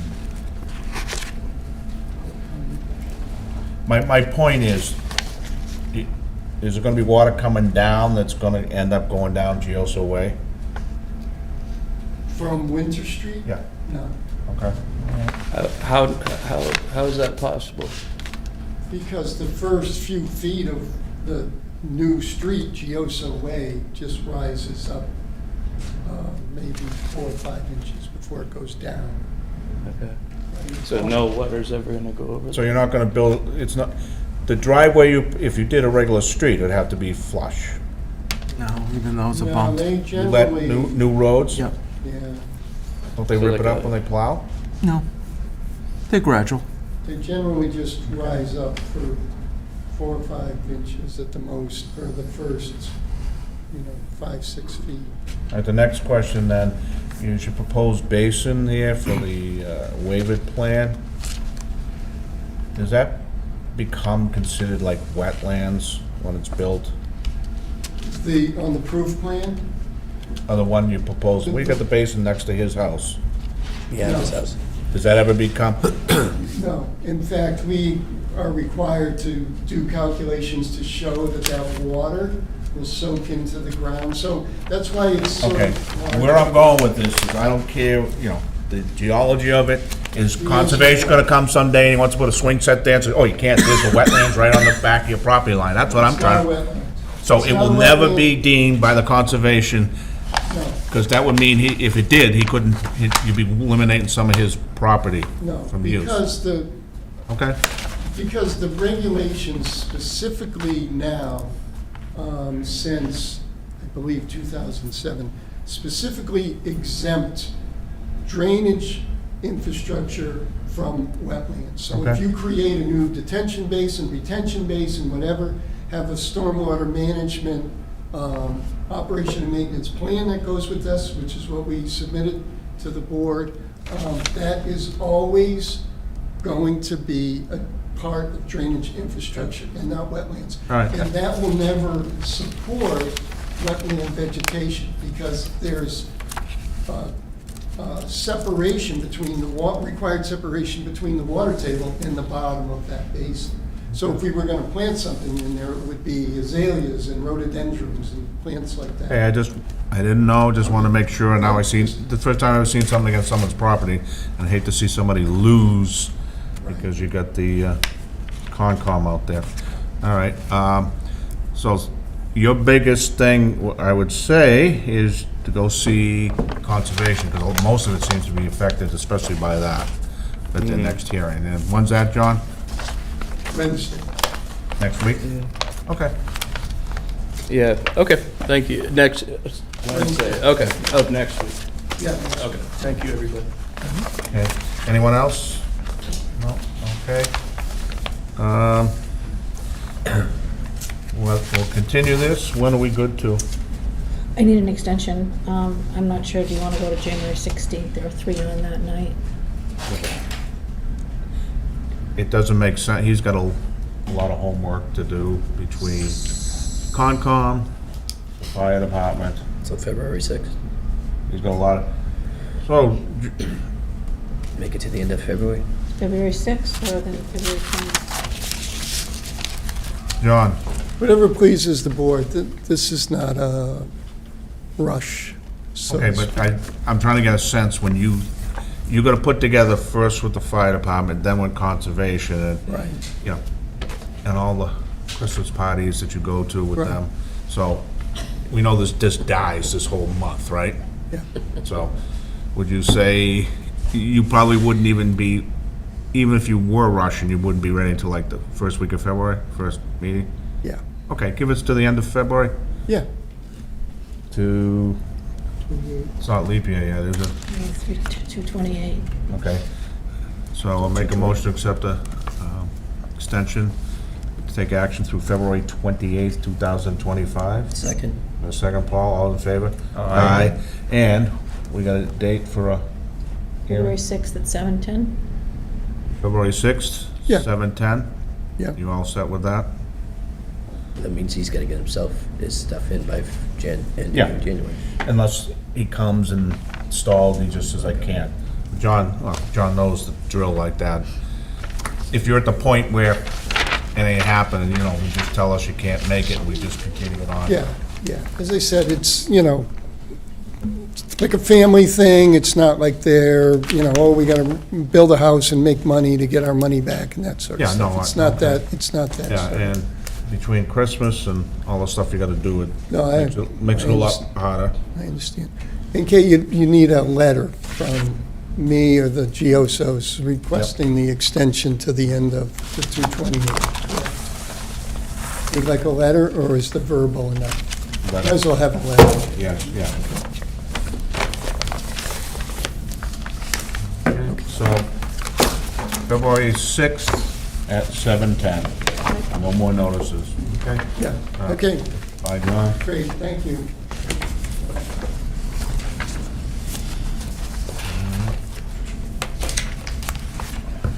That's done. All right. You want this stuff? Yep. All right. Anybody want to go to the bathroom? Break? I do.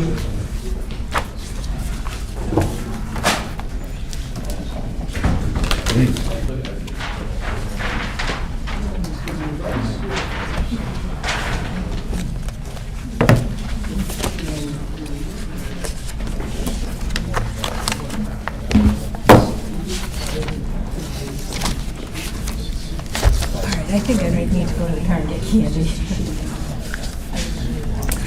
I was trying to be good.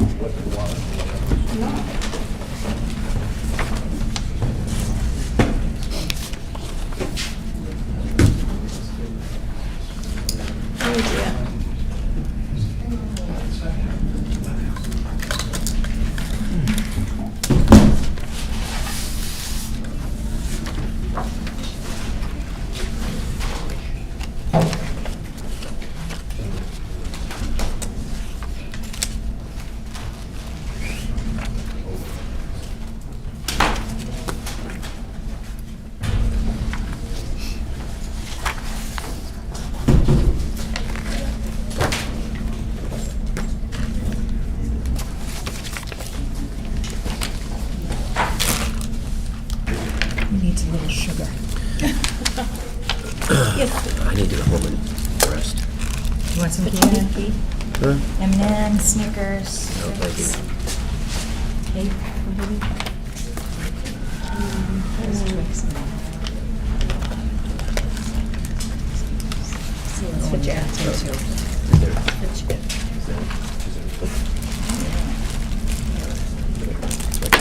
Who's your Twix though? Twix enough for kids, you know. Twix in between? Oh, Jesus. Ooh, two. It's been in a car, it's freezing. M&M's, Snickers, Skittles, Starburst. But there's Twix. How are you? Mr. Phil, how you doing, buddy? Good to see you. And you are? Don't be stingy.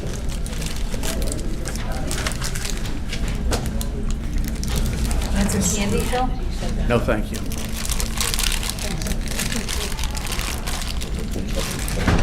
Thank you.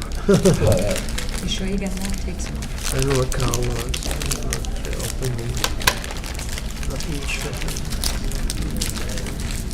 Well, Jack gave me a chance to say, All set? You have enough? I'm sorry? should Jack call him out, but That's where he is doing right now. Totally wrong. Why would I do that?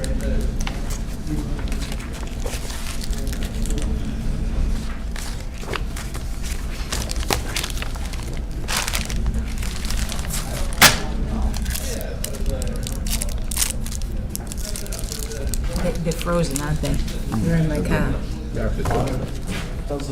So, New Year's resolution, no more of this. We're going back to peppermint patties. Right. Because you only eat one or two of those, so. To be honest with you, it's easy to have a guy do it. It looks better. She's tough. Katie? She's tough. I'm tough. Take away the candy. I know, but I live Katie, what do on, I I live have? on candy. I have to stop. Are you kidding? Oh, my God.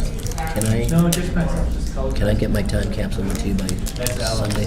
As long as I have it before, Tuesday? is it Tuesday or Monday? I don't I know. don't know. What's the date? What's your date? Nobody ever texts me. I come here, I get 52 texts. I'll text you.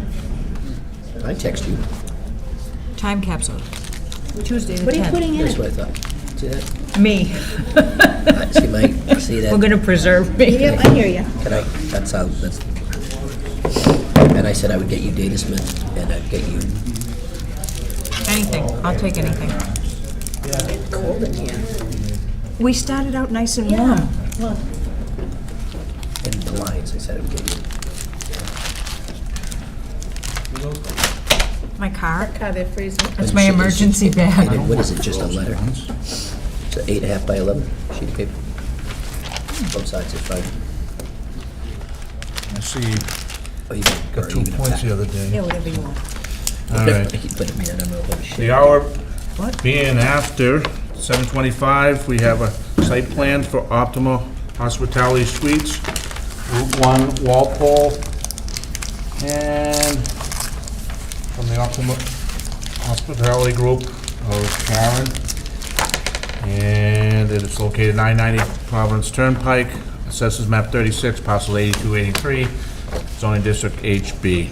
And Sharon assesses map 116, parcels 4 and 5, zoning light industrial, site plan. The applicant is seeking site plan. With that being said, we open the hearing, and if you would do the normal, Phil, do the Absolutely. presentation for us? Good evening, Mr. Chairman. Phil Mackey, Mackey & Mackey, 1256 Washington Street, Norwood, Massachusetts. As counsel for and on behalf of the applicant, with me tonight is Matt Smith of Norwood Engineering and Dave Waluka, principal of Optima Hospitality. And per usual, I gotta give you some reading material. That wouldn't be Phil if he did. Wouldn't be as fine with that. Can you get a bottle of scotch? That would make this a lot more interesting. I would say yes, right now. Fair enough. I'll keep that in mind. Thank you, I Phil. can't do that, Bill. Bill, I can't take gifts. I'm well aware. I'm on TV. That's why I said, You gotta read. because I said it as a joke, and then I'm like, whoops. Very much so. I was wondering if we were going to get these. You are. Come on, Bill, you know I'm gonna.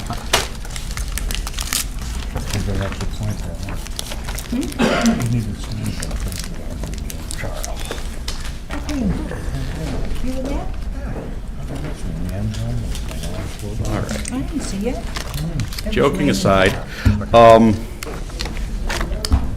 we are here, I think actually at the tail end of a 20-year process, so this has been a long time coming. And to introduce the project, basically, this is 27, this is Route 1, Big Wise over there, gas station, Clyde's Hotel in kind of ascending order there.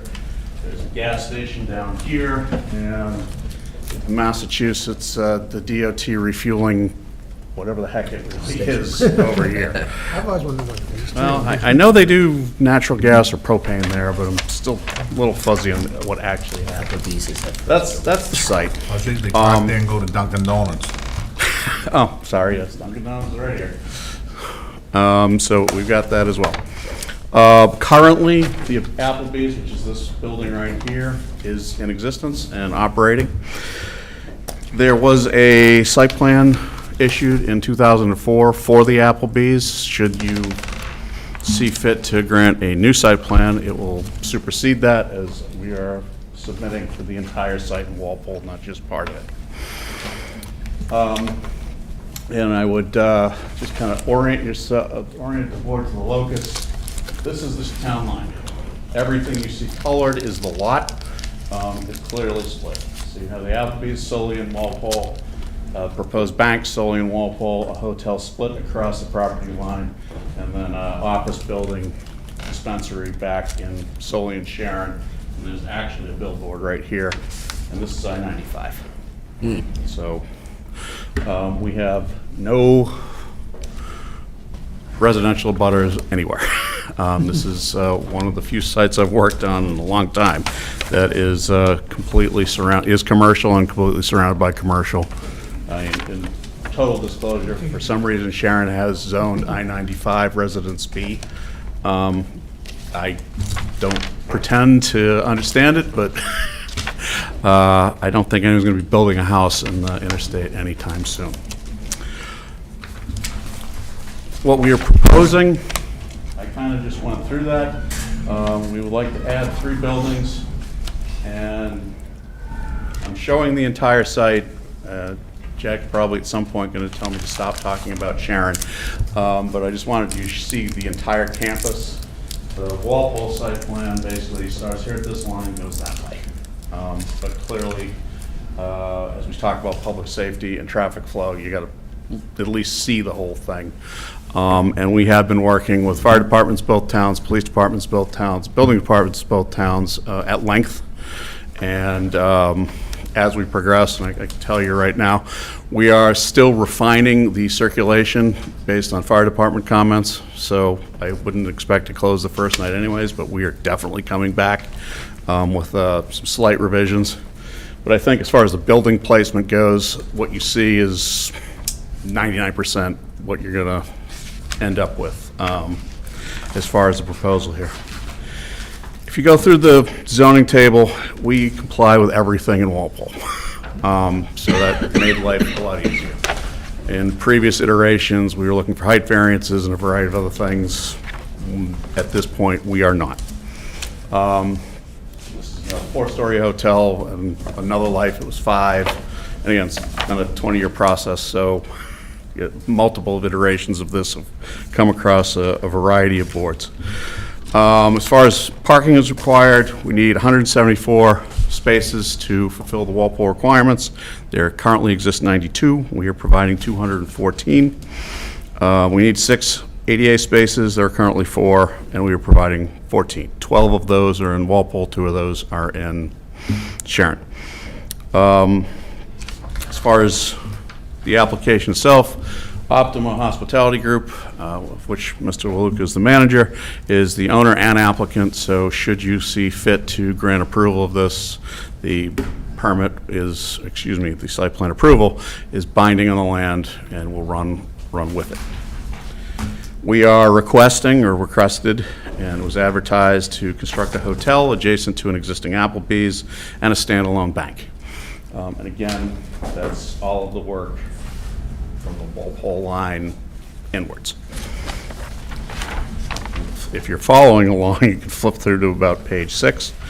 And I'm going to talk through these as normal rather than read verbatim. And if you have any questions, hopefully I will, in the narrative, have addressed those. So as far as the site plan review criteria, the first one is that the design is in character with the surrounding area, to include setbacks, building materials, etc. So we would submit this is totally within the character of the surrounding area. Again, you've got Big Y Plaza here, gas station there, another hotel here. The only multi-story building is the hotel. Everything else is a single story. And the hotel is set back from the highway, so it's not looming over Route 1, if you will. And Chase, Woodspring, to which I provided some pretty pictures from them, have all committed to, put in first-class, good-looking commercial buildings. And I'm not letting the cat out of the bag. The bank is currently anticipated to be able to be signed with Chase Bank. So if you've driven around and see their branches, that's kind of what's going to look like there. Generally speaking, they're very nice. So we don't believe that we have any adverse effect on the area. We think that the entire campus will be designed very aesthetically pleasing. We've landscaped to the extent we possible. We get to that in a minute.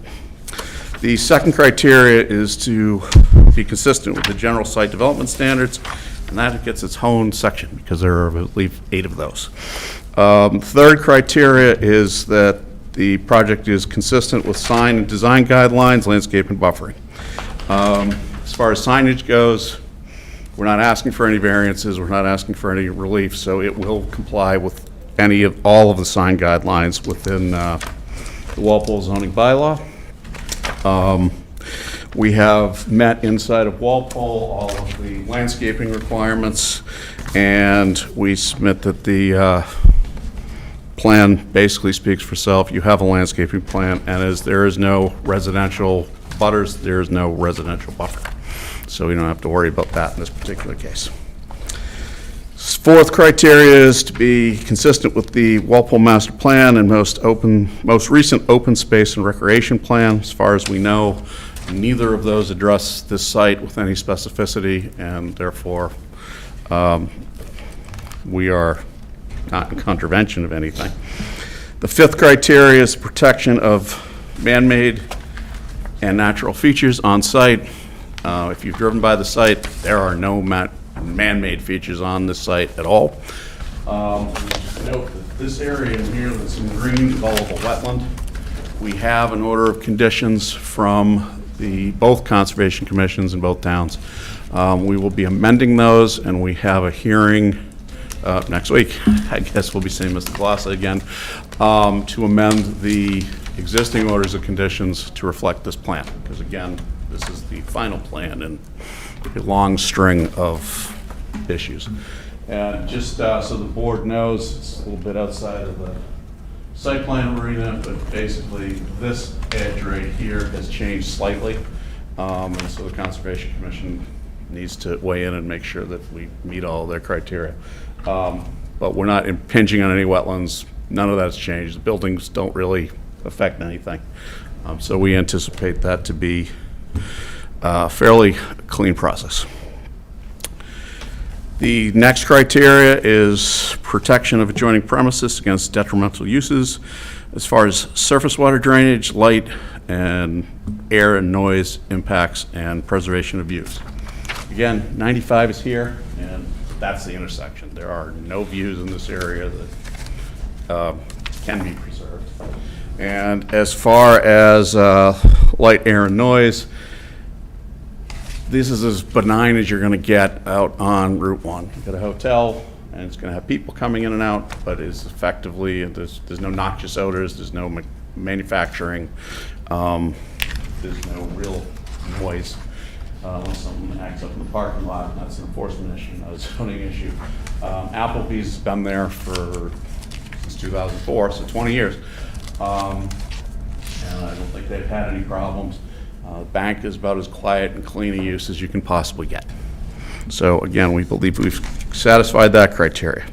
The next criteria discusses vehicular and pedestrian movement and driveways. So a couple things to note here, I'm sure Matt will get into a little bit more detail. If you can envision the site, there's currently a curb cut right here and here, and this actually exists, although it's not particularly well maintained, and you probably rip out the bottom of your truck to drive into it. What we're proposing is that this curb cut here be closed off. This curb cut basically turns into, you can turn in and you can turn out and take a right but not a left, and this is in and out. All of these curb cuts have been discussed with Mass DOT, and we are following their guidance, I'll use a nice word for it, as to what those look like. Now, as I indicated before, we're still working with the fire department because this plan, as it shows, we have problems with the center line and a few other turning radius issues through the site. We believe we can fix all of those by the time we see you again, and we will do so. But that is where we stand. And basically, you get in and out this way. They can kind of come in, turn here, go around, and they are exiting the site here, but they could come in as well. So that's basically the circulation. As far as the next criteria, which discusses adequacy and arrangement of parking and loading spaces, everything's on site. There's ample parking.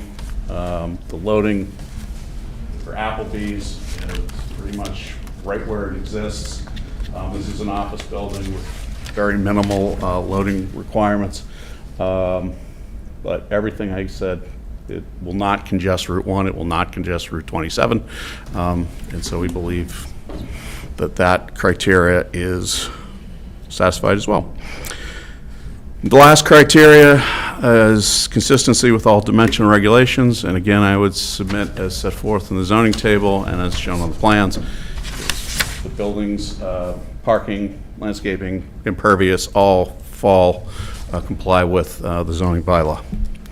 As far as the site development standards, there's a few of these which we have to go through, and they sound very similar, but nonetheless, here we are. The first one is talking about natural features and conserving anything that might be of benefit to the town on a long, ongoing basis. So again, the only real feature here that is of benefit to the town, and I think a legitimate concern, is wetlands, and that is well covered under the Wetlands Protection Act, as well as the town bylaw. And again, we have an order of conditions which we will be amending to reflect the current plan. And the Conservation Commission, I believe, is well taking care of that. Other than the wetlands, though, there's nothing on this site that we believe needs to be preserved. The next piece discusses slopes in excess of 15% and protection against erosion and runoff. As part of the Conservation Commission process, we have to go through the land disturbance permit, which we have. Again, we will amend that if necessary when we discuss with them next week. And that has the erosion protection built into it. And there are no slopes over here that are in excess of 15%, so we don't have to worry about that. The third criteria is that building structures, fences, lightings, fixtures shall be placed as to not interfere with traffic circulation, safety. And so we're going to kind of discuss this multiple times through this, but as you can see, you can kind of come in, you can come in, you can come in, you can navigate the entire site with pretty much the only place that you won't be able to cut through buildings is between the Applebee's and the hotel, because there's the dumpsters and the loading area. But vehicles can get through every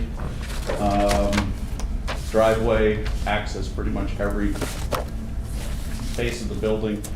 And the parking has been designed by Matt in such a way that pretty much the customers, guests, et cetera, for the building park in front of that building. I mean, clearly, it's condominium, so I haven't discussed that. This is a condominium.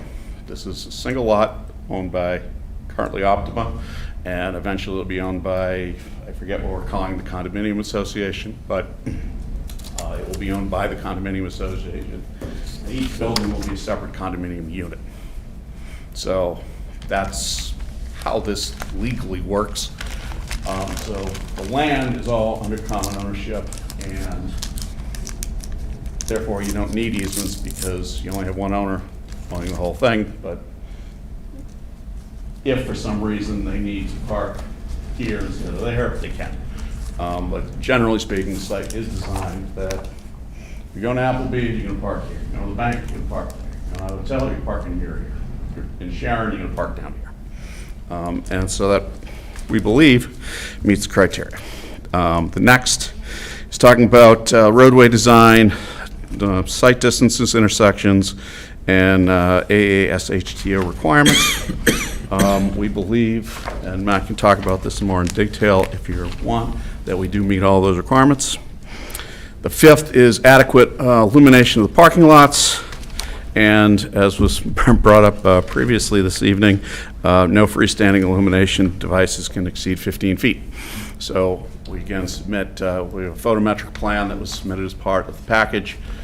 We believe that we meet all of the requirements and we don't have any light spillage that's not acceptable. The sixth design criteria are that all areas designed for vehicular use shall be paved in accordance with the roadway and parking lot designs. We will stipulate that we will do all of our pavement in accordance with the town's design standards. Seventh criteria discusses or requires that all utilities, to the extent possible, be underground. Again, we would submit that the plan shows that all the utilities are underground. The 8th criteria talks about surface water runoff and proper stormwater management. I would suggest, and I'll let Matt talk to this more in detail if you so wish, but we have submitted a stormwater report. I'm pretty sure, Carl, you've seen it. And we would, again, submit respectfully that we believe we meet or exceed all of the requirements of stormwater management. So that's the long going through the book. And with that, Mr. Chairman, with your permission, I'd like to turn it over to Matt Smith to go over the engineering. And that's where we are. Thank you, Phil. You are quite welcome. Fantastic job, as usual.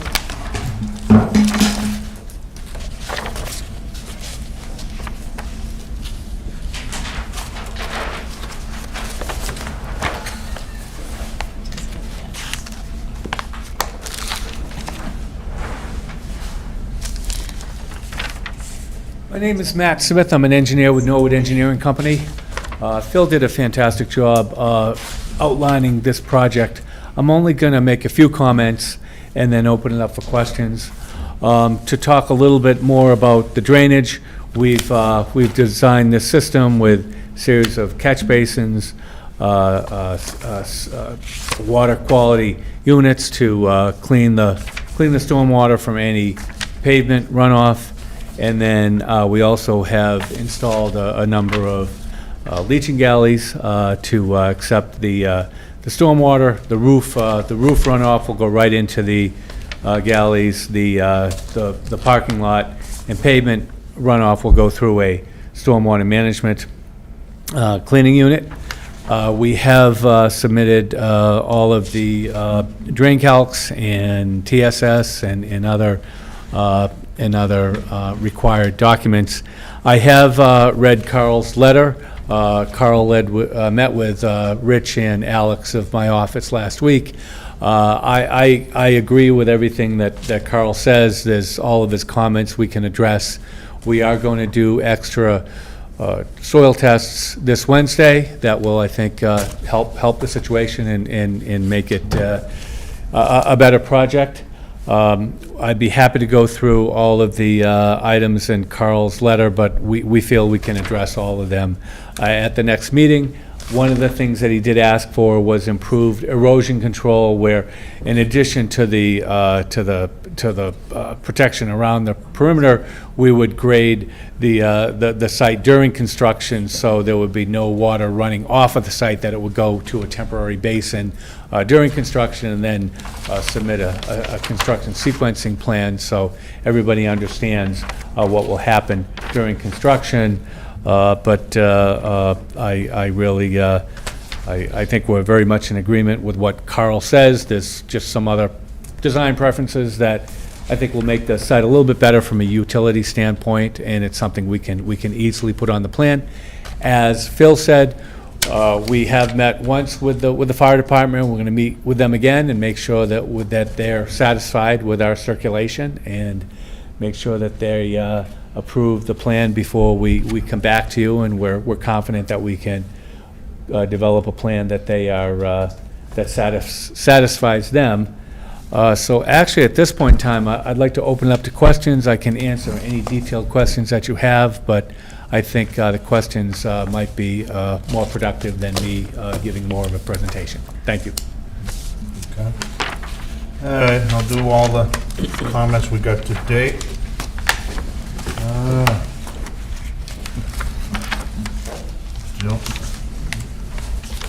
First one is kind of weird, but we'll do it anyway. November 27th, from Sewer and Water. Commissioner Fasanello's comments regarding this project is that there should not be additional construction of buildings.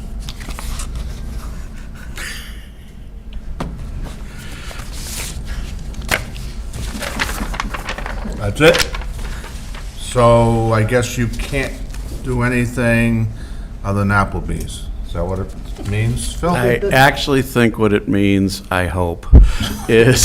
So there's the key Yeah, word, I there is. hope. Hope is a bad course of action, but nonetheless, that's all I've got right now. When we amended the sewer and water agreements earlier this summer, which we have done to provide basically sprinkler or fire suppression and some domestic water. Yes, sure, yeah, no worries. So when we amended the agreement, they added a provision that this building here would get water and that we could basically bring hydrants and what have you and sprinkler and sewer this area. One of those agreements, both of the agreements, is one for sewer and one for water. And the Sewer and Water Commission was very adamant, and it's written right into both of them, that there can't be any additional buildings to the ones they agreed to. I'm hoping, again, there's that word, that he just missed those couple of words, because we have a signed agreement from the Sewer and Water Commission that allows this. Oh, that's all well and good. We got nothing. I will provide you the agreement. And the other thing is, I would think at a minimum is if they did it correctly, is you'd have to reference the plan and the date and everything else. 'Cause you can't have an agreement over here and with a plan in front of us. At least that's the way I operate. You follow what I'm saying, Phil? I do. We have the agreements, and I Yeah, will but provide them. If your plan changes, their agreement was based, say, back in August. Correct. You have a plan in front of us, the final might be March, right? Correct. The agreements only reference the buildings. I understand, but things, well, okay. If this building changes, I agree with you completely. If that building changes, I agree with you. But did they, Everything on this side of the line has nothing to do with that agreement. I'm just saying, is if it gets bigger, gets smaller, gets something. Correct. I agree So with you completely on that. that's why, in my little world, you tie it into the latest date of your plan and revision. But I'm not the sewer and water. Cool. All right.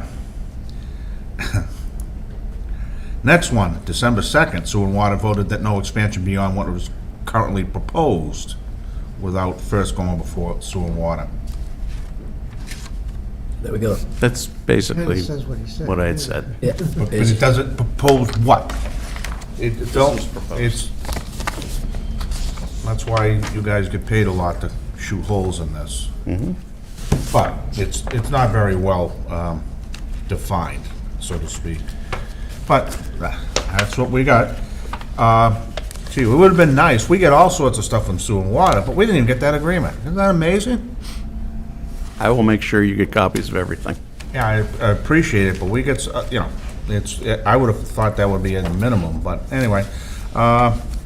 Next one, this goes back to November 4th from the Alan Hover, I'm sorry. Over. Yep.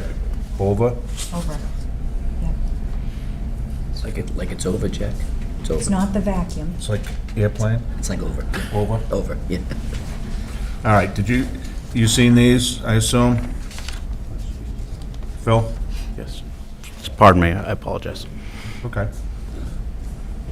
Fire department. Have you guys addressed these? We have. We met with them once, and that's why I said we are in the process of reworking a few things. They want more hydrants. We're fine. They want to we're basically sitting down with them in the next week to right. go over that and make adjustments to the plan. And Mr. Chairman, we've had a couple of emails back and forth also. Okay, well, I'll read it because it's a public hearing. Design professional stance got to be current. Swept path analysis does not meet it. Although wheelbase is similar. The hydrant access appears inadequate for the fire department and be within 100 feet of all connections. Entrance to exit on High Plain have a painted island will be removed to allow mutual aid. That would be coming in from Dunkin' Donuts, right? It's right here. Yeah, okay. All roads gotta be 20 feet, vertical clearance of 13.6. Landscaping naturally doesn't promote access, doesn't promote, landscaping so that nothing grows in their way. No mulch within 18 inches of the building. show the fire lanes, and where's the snow going. So, that was theirs. And the only other one I have right now is Carl's. You got any Board of Health, or? We've met with Melissa. I don't know if they've commented. No, we don't have police, we don't have Board of Health, the typical. We got Carl, fire, and sewer and water. So, and I'll let Carl do his thing on this. Yes, thank you, Mr. Chairman. I did deliver a memo to the board November 21st, 24. The applicant also has it at the same time. The first page notes there's a whole bunch of materials that were submitted. We really only have 2 pages of comments. It's important to understand, I looked at this like it was a prior approved project, but that doesn't mean we don't look at the current plans. So we're not getting into all kinds of other issues, traffic, administrative issues and whatnot. All these things that Phil has mentioned, agreements have all been ironed out. They were ironed out years ago and modified. All those things are squared away. So this is really a plan review. Usual things are in there. They're administrative items. We see some of the materials submitted separately. We'd like them included with the drainage report, which is not the way this consultant generally does it, but I think they agree to it. It's not a site plan issue, but we've touched on the issue of addresses, because you got Sharon and Walpole, Route 1, and we recommend that be straightened out earlier than later, and it's got to be done mutually with Sharon. Usual comment, try to move the endorsements blocks to the lower right portion of the sheet. We've noted, as we saw on the Jitten Hotel, that there is charging stations at that hotel. That's been discussed with Mr. Waluka, and there will be charging stations at this one as well, even though they aren't shown. David, you can correct me if I'm wrong about that. Well, you gotta go, either stand up, or, and your name and address, and... Mr. Chair, Dave Valuca, 64 Massapog Ave in Sharon. There are requirements under the code for charging stations for the hotel, and those aren't shown because when they apply for the building permit, they're going to have to show those to you.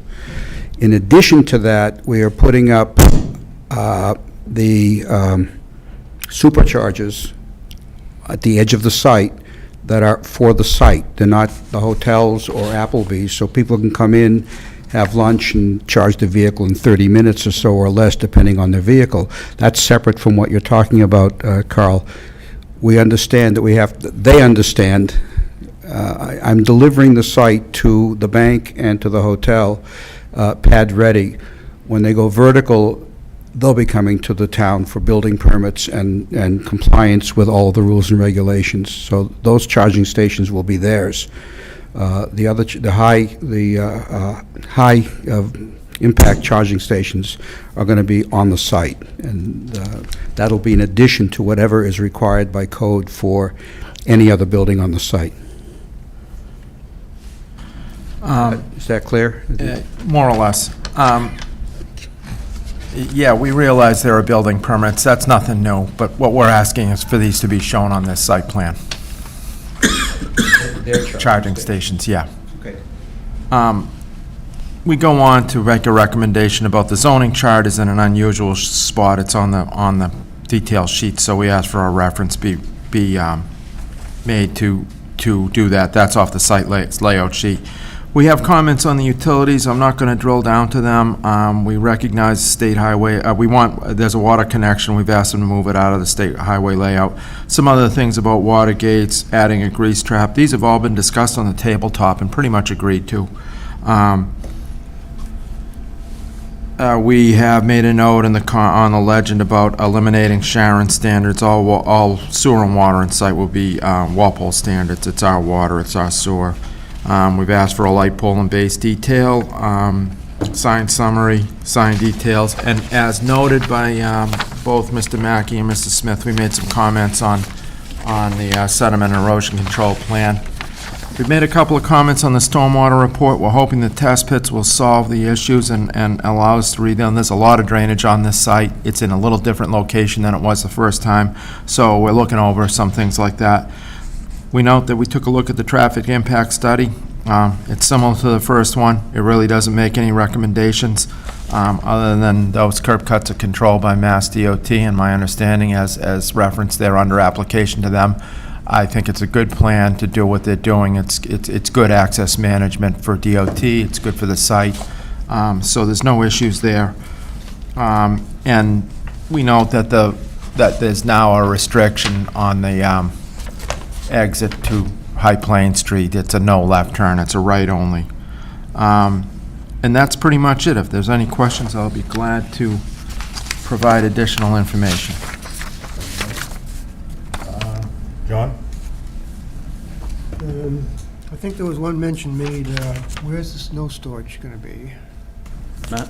Yeah, it's distributed about the site. There's, we have some shown on one of the plans. I will admit I may not be able to identify them all right away, but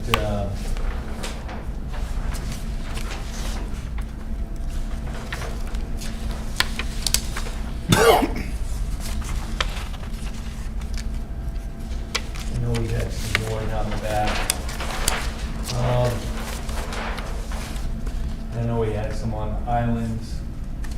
I think at this point in time, I'm going to ask to show those on the next plan that we submit to Carl. Okay. I apologize, I'm just not seeing them right now, but it's not one big spot on the plan. It's going to be distributed throughout the islands. So if the chair will allow, this actually came up in the workshop, which you were not at, Matt, and it sounded like I see some trees over there, but there's a triangular piece that sits to the northeast. So there was some discussion about using that for snow storage. Now, that may conflict with those plantings there, but right on the Walpole Sharon Town line, there you go, Phil, you got it. There was some discussion about that providing some area for snow storage. I see Mr. Waluka would like to address that as well, Mr. Chair. I know there's a fence there, but, okay. David, do you want to say something?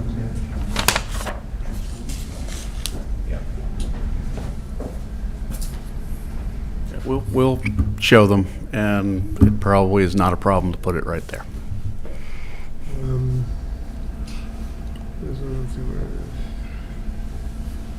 It'll work.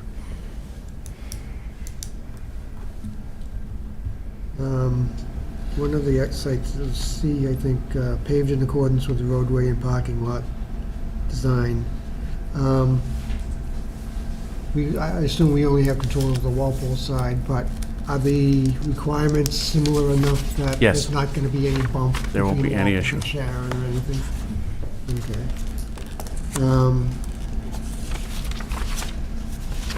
I don't know if this is within our purview. Who's responsible for plowing? Is that private? So, contractor or- it's condominium, and basically there'll be a board of trustees, and they will manage the site.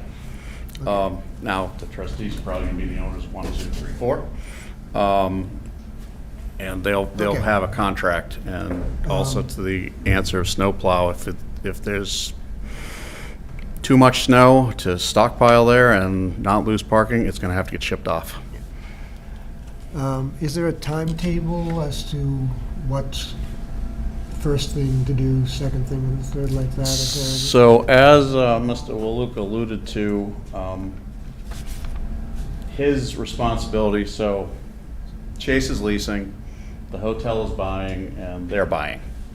At least as of the agreements I've seen right now. Applebee's exists, clearly. So the whole site will be prepped, and the 3 pads will go in. And then it will be up to the unit Up to owners to them. actually construct the buildings. And I can tell you, if I had approvals yesterday, they would be happy. So I don't think, once this gets through the process, that there's gonna be any huge delay. The bank is a standalone bank? It is. Everything, just the tellers, Mhm. there's a big safe somewhere? They don't do safe so much anymore. They'll probably have a locked cabinet, but from what I understand, safety deposit boxes are more of a relic of the past, and current banks, if they can avoid having them, their life just becomes so much easier. Okay. I didn't know if it was just an ATM, but it's much No, more no, big no, looking. Yeah, this it's a building will full have service. tellers, you can walk into it, it'll have a drive-through, you can do everything. Okay. I like a think regular that's all I have.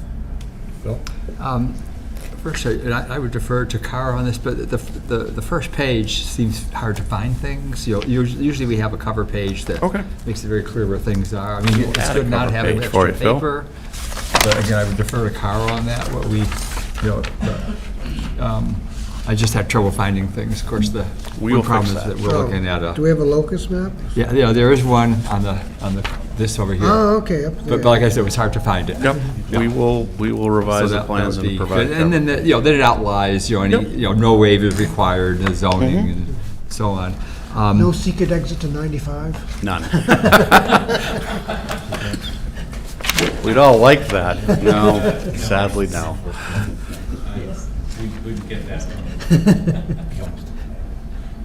As far, I was just interested on the, is there any differences significantly between the two town zoning that made this challenging, or? No, not really. The only thing that involves both towns is the hotel. Yeah. And Sharon has changed its zoning twice. Originally, about 5 years ago, they needed a special permit for a hotel. Ours was allowed by right. They have changed it. The hotel is now allowed by right. So that's really the only thing that matters. So I should say the only thing that matters, but the only thing that really straddles the line, and it's allowed in both towns. The only thing that directly caught my eye was Sharon is 24-foot aisle width and Walpole's 26-foot. And Yes. it transitions at the town line. So they're going to change that width at the town line, or? Yes. They do. They do. And then how do they, it's just out of curiosity, as far as assessing the building and taxes and everything, is it proportional to how much of the building is on Walpole's side? So Not on the Sharon that is side? also the subject of an agreement. The building itself will simply be, I think, mechanics of what's in which town, and that'll be Dennis Fliss here talking to his counterpart in Sharon and figuring out who gets what piece. Clearly, the buildings that are solely in each town are solely to each town. But the other revenue stream here is the room tax and the sales tax.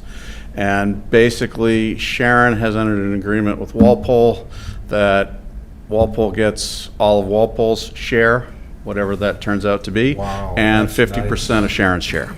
How much? 50%. 50% shares, I see. Wow. Yes. So basically, Walpole gets 75%, Sharon gets 25%. Is that because we're providing more services? We are. Is that, yeah. That's to make up for the sewer and water? Sewer and water is a totally different agreement with out-of-town rates, several $100,000 of infrastructure improvements, and a variety of other things that Rich So we are Madison. getting compensated for that? Oh, yes. Well, I don't think of any other questions right now. I mean, I think looking at after the changes are made, with Carl's, his comments, and the only other thing I was interested in was the entrance on Route 1, but it sounds like you're going through the state. They're giving guidance. they control Yeah. roads in both places. Yeah. So they have told us what they're going to allow. Yeah, so we don't we're really going- have any say in that. Well, we're going back to them and trying to convince them of a few things that the fire department would like.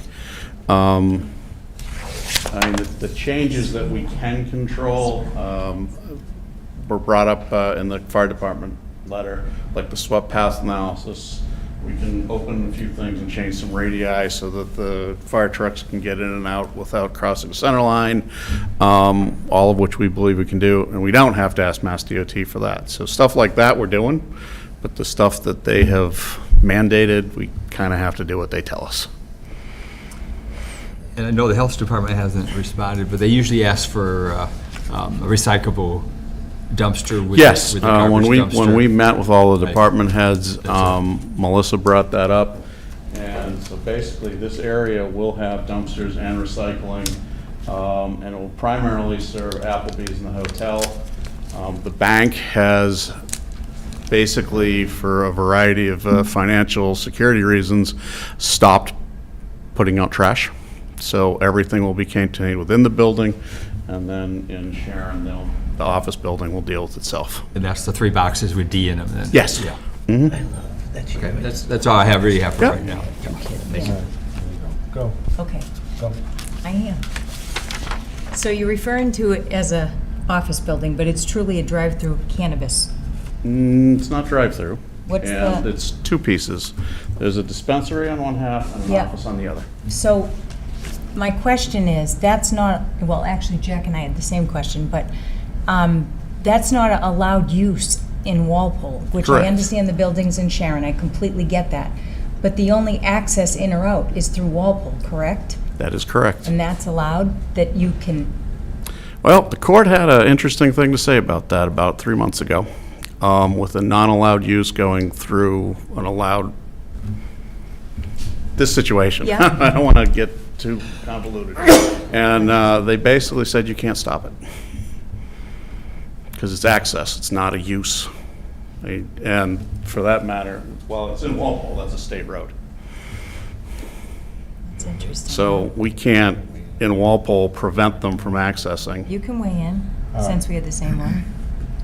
Yeah, I understand all that wonderful stuff the state does and everything else, but we had a town vote, no weed in Walpole. We had the selectmen that had to sign off on this, and we had the sewer and water to sign off on this, so they just said, it's all about the dollars. It's not about the voters of the town. You know, I'm gonna do my pontification, Phil, but Yeah, I get it. the town meeting, town people voted against weed, okay? Yes. But they took it upon themselves to say, we don't care, we can let it go. They could have stopped it, correct? Or they could have said, we'll make a deal with you. We'll let this go, but no dispensary. I guess they could have. They could have, but they chose not to. I just want everybody to understand that we had a town meeting, and I guess our votes don't mean anything. You know, yeah, you smile, I know I got, but I just want that out there, that it's all about the money grab, okay? Like I said, I guess the people voted against it, and I did too, because I don't think it's real great. Plus the fact that Sharon's always putting them right up our, Right on the edge. yep. So, nothing against you, you did what you wanted, but our fathers did not watch out for the interests of the townspeople and their votes and the town meetings vote. So that's, But it sounded like they couldn't have stopped it. just, Phil, they could have. You want to come into Walpole through Sharon? You're not putting that there. You want our water, you want our We're giving sewer? the sewer and the Boom, water. They could done. have done something. Of course they could have. Just like they had betterments made, they could have done something. They could have, yeah, said right at the start, no, can't come through. But who am I guess I don't know. That's all I got. That's all you got? Yeah. Oh. I had trash, that was already asked. Yeah. got I a had bunch of- taxes, that was already asked, so. I got the shit end of the stick, yeah, everybody kind of. But I would just say, I mean, I know that this is a state road, so we have no jurisdiction, but I will just say, Phil, just in general, you come around that turn, right? Now, you got people veering off to go back Route 1 opposite side. You're talking about up here. No, I'm talking, no, down, yeah, down, even down. So like if I go over 95, Yeah. right? And then I come around that turn, off to the right, so right turn, you know, Okay. heading towards the gas station just before that entrance, right? So now you have people veering off left if they want to go back Route 1 the other way towards McMorgan's. Do you know what I'm saying? The Yeah. turnaround up? Right? Now you only have 2 lanes there at a high rate of speed because they've come around that turn and now they're heading for that highway. Now, if I'm in that left lane, I'm screwed to get to that turn, that inward, you know what I'm saying? Does that make sense? Yeah, I'm not sure what you're talking, you're talking. You're talking about the 95 exit? Oh, sure. Yeah, let me come forward. Yep. I think I can envision it. No, and so, I- all right, yep. so what I'm saying is that if you're coming, yeah, right, you make this right here turn, right? Now the turn off to go. Why is there a Yeah. line? Okay. Yeah, Okay, yeah. it's over here. Do you see So where the, now why I you thought it was a have 2 drive? lanes, Right. heading this way, understand. right, at the gas station, so forth. Now, if I'm in this lane, and I It's say, not oh, here. damn, I gotta get It's to the not here, hotel with here, this here. entrance. It's only here. Is there any gonna be any Follow me? consideration? Again, I know this is not our jurisdiction, but I'm saying you only have 2 lanes. If there's gonna be a 3rd lane, To maybe just kind of get people over to kind of, that I'm gonna chime in. We don't control we don't I know own that. anything I know, that's past what I'm here, saying. and that's all wetlands. Yeah. So, But you only have 2 lanes. I get it, and that's Route 1. And I have nothing to complain about, but I'm just like, God, coming down Route 1, that's hairy as well. I can't argue with you, but it's, we're making it better. We're at least closing off the piece here up by the intersection. Yeah, that was just easy. But people have been making that turn for decades to get into Howard Johnson's, I don't then know ground why, round but we have no now. jurisdiction at all. Can I ask a nosy question that has nothing Sure. to do with us? So, do you see next to the cannabis and office building? Yep. The reason I thought it was a drive-through, you see how there's an extra lane there? What's that all No, about? we are proposing a drive up, yeah, maybe we misspoke when we said drive through, but it's a drive, yeah. I misspoke, So so you're not being nosy, I was wrong. And is the gas station in But we are proposing. working? No, I know where the gas, but is the How's gas that station legal? working? Is it actually active? How's that legal? Oh, You yeah, we don't got do too many- drive-up whoa, whoa, whoa, liquor. come on, we got too many people.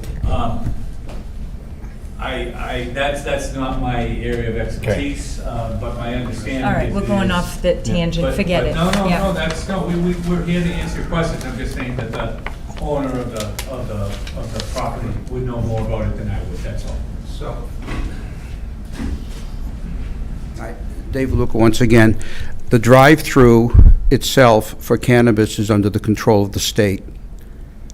This is a placeholder for, if for even some other use, there'd be a drive-through there. The drive-through is a site plan issue, not a use issue. So we put it there just in case someday, the person who's buying it wanted it there just in case someday in the future it's allowed. But, so we put it on the plan instead of coming back to revise the plan. So But, legally now, you can have a drive-through dispensary? If the Cannabis Control Commission allows it, and so far they haven't. Oh, they haven't? Oh, I was Not gonna yet. say, because once upon a time, you go to Texas or even West Virginia and have a drive-through liquor store. Yep. So my vote would be that before this. So I wasn't completely wrong. Oh, I love that one. It's there as a building, but it's not anticipated to be used at this point. Paul, you got some more? No, I'm, Yeah, we're going I off. just, yeah, All we're, I right, mean, Phil, my turn. Sure. First off, you're taking the sewer from us? Yes. So Sharon, are they part of the MWRA? No. So. We have to apply for a straddle permit with the MWRA, which they could deny. Yep. As far as this goes, and we can, if we needed to, revise the Sharon part to put this on septic. They We don't- can't, they can't deny the hotel? As it's already half in Walpole, they would have a much harder time. All right, so this is not necessarily you, but it's leading down the Politic Road, is like Cliff Snuffer said many years ago when we did that, the yard field across from the prison. We're that close to Pondville jumping on the MWRA. All right, so the next thing is, it's Walpole Water, right? Yes. So are you guys gonna pay for those extra signs that says we have a water shortage and you only water between 1 hour a week? It's a politic thing, but you gotta understand. We keep selling water to Sharon, but I can't water my lawn. You know what? It's all about this. And that's what I'm getting tired of, is I'm tired of seeing these big fixtures, and I know I'm pontificating, Phil. And you can get mad later, but tough. It's the fact that they put these big permanent signs. That's everybody, every town does it. But we're selling our water to Sharon. And I don't think they have, Kyle could correct me if he knew, but they have someone in the water department go around giving you a ticket if you're watering your lawn at night on an off night. They actually do. They go to Sharon. Oh, well, I know they go around in Walpole. They go around Walpole. But you got Herb Chambers. I mean, it looks like the Amazon forest over there. So anyway, now, do you have approvals from Sharon on this yet? Yes. Okay. Next one is the tie-in, the water ban. Okay, you got that. My big question is, and I'm sure you already know the answer, that's why I'm gonna ask it, is pressure. Never done one of these before in two towns, okay? You're probably gonna cite where it's, I didn't see it in your book, but where does it say you can do that? Or are you gonna tell me it doesn't say you can't?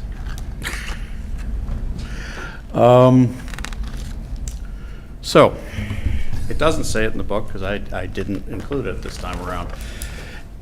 If you remember, when we did Neponset Village the first time, what ended up being the 40B at the very edge of Walpole and Norwood, Yep. basically, zoning law says that you can straddle town lines and you can use each other's land unless there is a specific prohibition against it. Neither Sharon nor Walpole have said prohibition. The only proviso being, to keep it fairly generic, I can't build, so if this were industrial and this were residence, I can, and I'm trying to build houses, and this was I did actually submit this memo, then you can use this for access, you can use it as be considered for area and frontage, but you can't do anything there. So basically, other than a driveway, and even driveway would be iffy, you couldn't do it. However, in similarly zoned properties, this is allowed. Okay, now, we have to consider what's in our town, correct? Yes. So we don't care what goes in Sharon at all, correct? Yes. All right, how is the fire department view? Since they're gonna serve, is that the deal? Walpole's gonna service this? So currently, that is the deal. The intermunicipal agreement, and this was based on a previous plan where this front door was over here.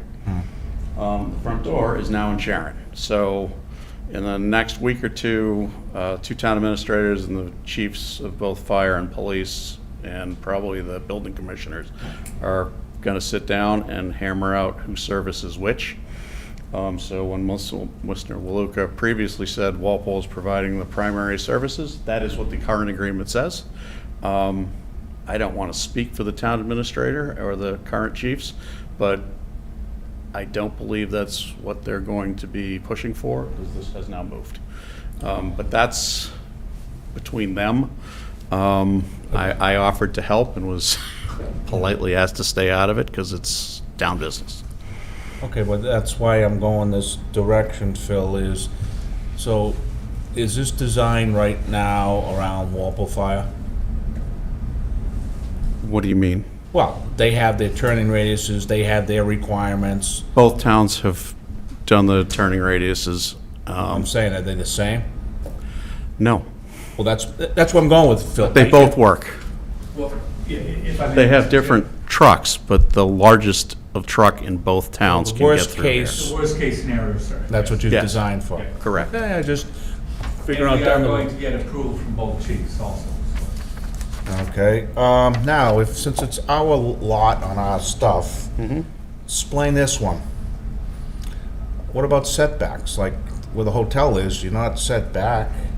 You know how you're supposed to have side yard and rear yard? Well, we How have- does that work with, how does it work?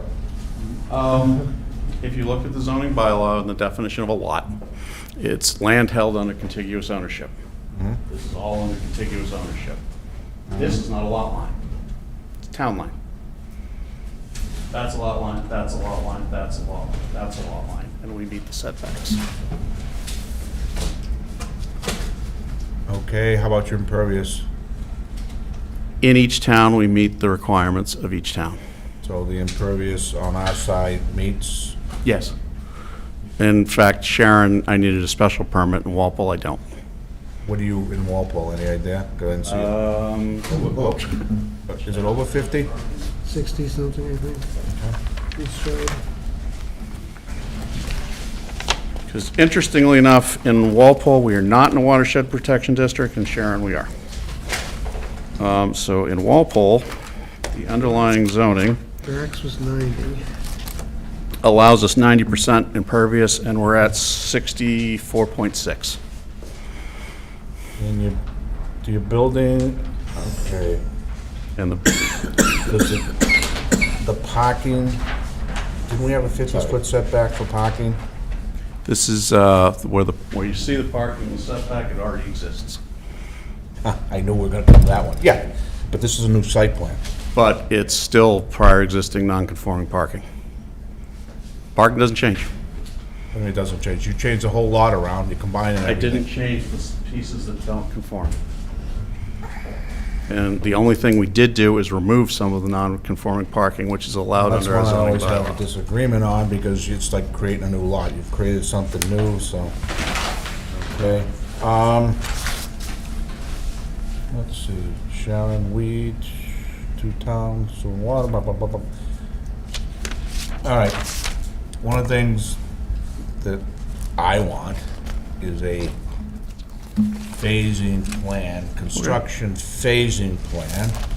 And I think, and it's not necessarily gonna help me, but it's gonna help them, is, say Chase comes in, he's all ready to go, and he ain't got the rest of it paved.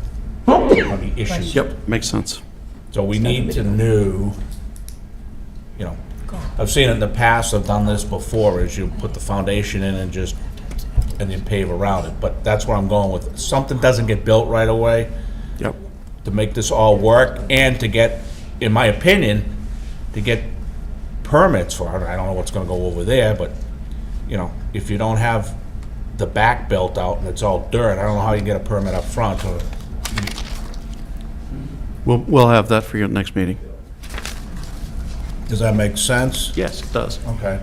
That we just don't want to have, like I said, something half-built, or, it's more for the fire trucks than anything else going around the building, but we need something how it will be, actually how the pad will be left.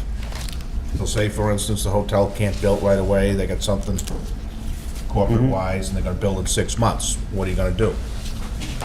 Probably just leave the pad and some paving, but that's what I want to make sure is it all kind of works out in the end, so. If I might, Mr. Chairman. Yep. But our intention is to build all the pads at once. And so all the pads will be constructed, foundation and concrete, and then all the pavement around it will be finished all at the same time. So it won't be as if we're not gonna start on the back building for a while. All of those pads are gonna be done at the same time. Yep. And then, Yeah, but We'll have a plan for you, I mean, Jack. yeah. but you're not gonna put the final, you're not gonna put the final pavement or the final sidewalks, because they're gonna get beat to crap, right? Well, we're gonna be putting, we'll be putting the pavement down, all the utilities. You're right, we probably won't be putting the sidewalks until we get start construction. But it's not gonna be, in other projects I've done, is maybe there's gonna be 5 buildings on the site, but they would want to build 3 now and 2 years from now. And that's not what we're saying. We're gonna say we're gonna build all the pads right now and the pavement around it. Understood, but I just want to make sure, since you are selling them off, I understand how you're doing this, which is fine, is that it all gets done at once, so that we don't have the issues of fire. Yeah, that's our intention. That's, just want to make sure how it's going to be, will be left. Okay. That's all I had. You want any more? I'm good. All right. Anybody else in the audience have any questions, comments? I have a question. Which color scheme are you going with? You're not in the audience, come on. Did you decide yet? No, we have not. We have not. Okay. Do you have a preference? I like the neutral, but that's just me. There we go. We're picking, it's like dealing with my wife and my daughter. The colors of cabinets before we even knock the roof off. Okay. Well, Phil, you got some more? We got work to do. Yeah, I mean, this is kind of like the one gloss I had. There's a lot of things on the outside, like the agreement that could send you guys spinning a little bit, right? We have the agreement, and so No, we'll we make can sure. figure out who's doing what, how they want it, you know what I'm saying? Oh, yes, that, You got a few more like that, and, I don't like the warm. and whatever. Can you get us the agreement, Too close to. both of them, so we have it, so someone comes in, it's all in one stop, but, I will get them to Kate beginning of next so week. how, you know, and you can answer it whether you want to or not, but I'm gonna pressure for, how much does sewer and water roll you guys for? The price went up and we aren't sure yet. We have You to know, meet with and Rick. you know what, they keep raising our rates and everything else, the money they make off the, it's just, are they going per, they do each hotel as like a house? No, at least they're not doing that. You know, I'll still go back to the weed and my sprinklers. All right. I can't have any. You guys got any grass going in this? Not weed, I meant grass. You know, you guys, I'm just wondering, it's like, you know, this will probably have the greenest grass, but you'll see, there's Walpole, dead as a doornail, and there's coconut trees growing in Sharon. Oh, boy. Oh, boy. It's getting late, getting late. Yep. Gotta move this on. Yep. Let's You're the go. one who talking about colors. I'm running a fever. All right. We need extension, I assume, and when do you think you'll be back? Would like to come in January, because if we, Be at that point? I think we can, but if we can't, we'll continue it. I'd rather get the hearing and then push it. We only have one. Oh, We only have one. only What's- have one in January. We only have one in and January. We have three on 16. January 16th. Three on the, who's on the 16th? Heidi Street and Elm Street definitive. Heidi? Elm Street, Common Drive. Oh, we already did that. Different one. The new Heidi, what's the other one too? Elm Street, Madden, and Elm Street, Common Drive. Oh, just common drives. Both, no, definitive and Common Drive. And Heidi's a, Heidi's a definitive. definitive, really? Okay, so we got two little subdivisions. What's the third one? Common Drive. Oh, just common drive. Oh, okay. I don't think there are any common drives anymore, are there, John? Yeah, I know, you can't seem to find any. Yeah, well, we'll try the 6th. You want the 16th? Yes, please. Okay, Okay, 7:30. let's go quick. Whenever you say that, they don't say. It's only 10 o'clock now. About 9 if we were talking about Oh, my God, it was a 5-second question. the end of the night. Okay. So we have a, Oh, yes, we would ask for an extension up through and including January 31st, 2025.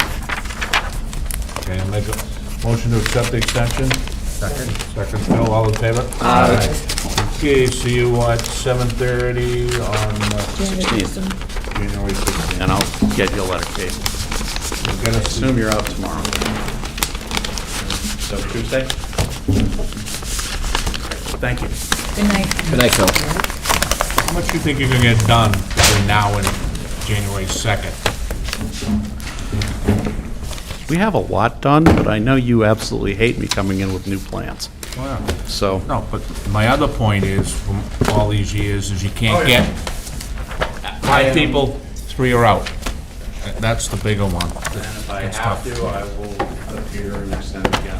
Okay, no, I'm just saying, it's not a great time of year to do this. I am well aware of what I'm up against right But now. But thank you very Kyle's much. volunteered not to For take the half any hour. vacation. Really? Come on, you girl. What did I do for He these wants to last go 3? home. Oh, no, no, no, no. Okay, I'll ask on camera. 'Cause I'm very Feel better. Yes, really. Jack I have to go up and get the hash brown plan, so All flushed. if you would do the zoning rewrite and the street acceptances, I'll be right back. What's the street, oh, there's nothing to do on the street acceptance, right? With Kyle. Thank you very much. See you, Phil. You're gonna go for the street? Same to you. I'm going to try, Mr. Chairman. Let me explain this briefly. Town administrator calls for articles early, so I suggested that there's a possibility, all these streets are essentially very much done, with various different minor details left. Anyway, Boyden Lane, Echo Way, Bubbling Brook, Portland Way, and Alexandra Way. I can tell you right now that Alexandra won't make it. They're making great progress. It won't make it. Yep. The other ones really are administrative issues, but as you know, they all have to come in, they have to complete them, get everything ready, come in for bond release, and have residence hearings. That's a lot to do. It doesn't sound like it, but that's a lot to do to be able to get it squared away, to be on, ready for Residence May. hearings, we typically did them a couple weeks before town meeting, but there Yeah. was still stuff. So I'm making the board aware of that. I mean, we'll see what happens with that. Like I say, I don't think Alexandra's gonna make it. Maybe the other ones will go on. I don't think so. You know, that's what's going on here. We gotta finalize this. The warrant just opened and it closes, but he's very, very meticulous about keeping the warrant neat.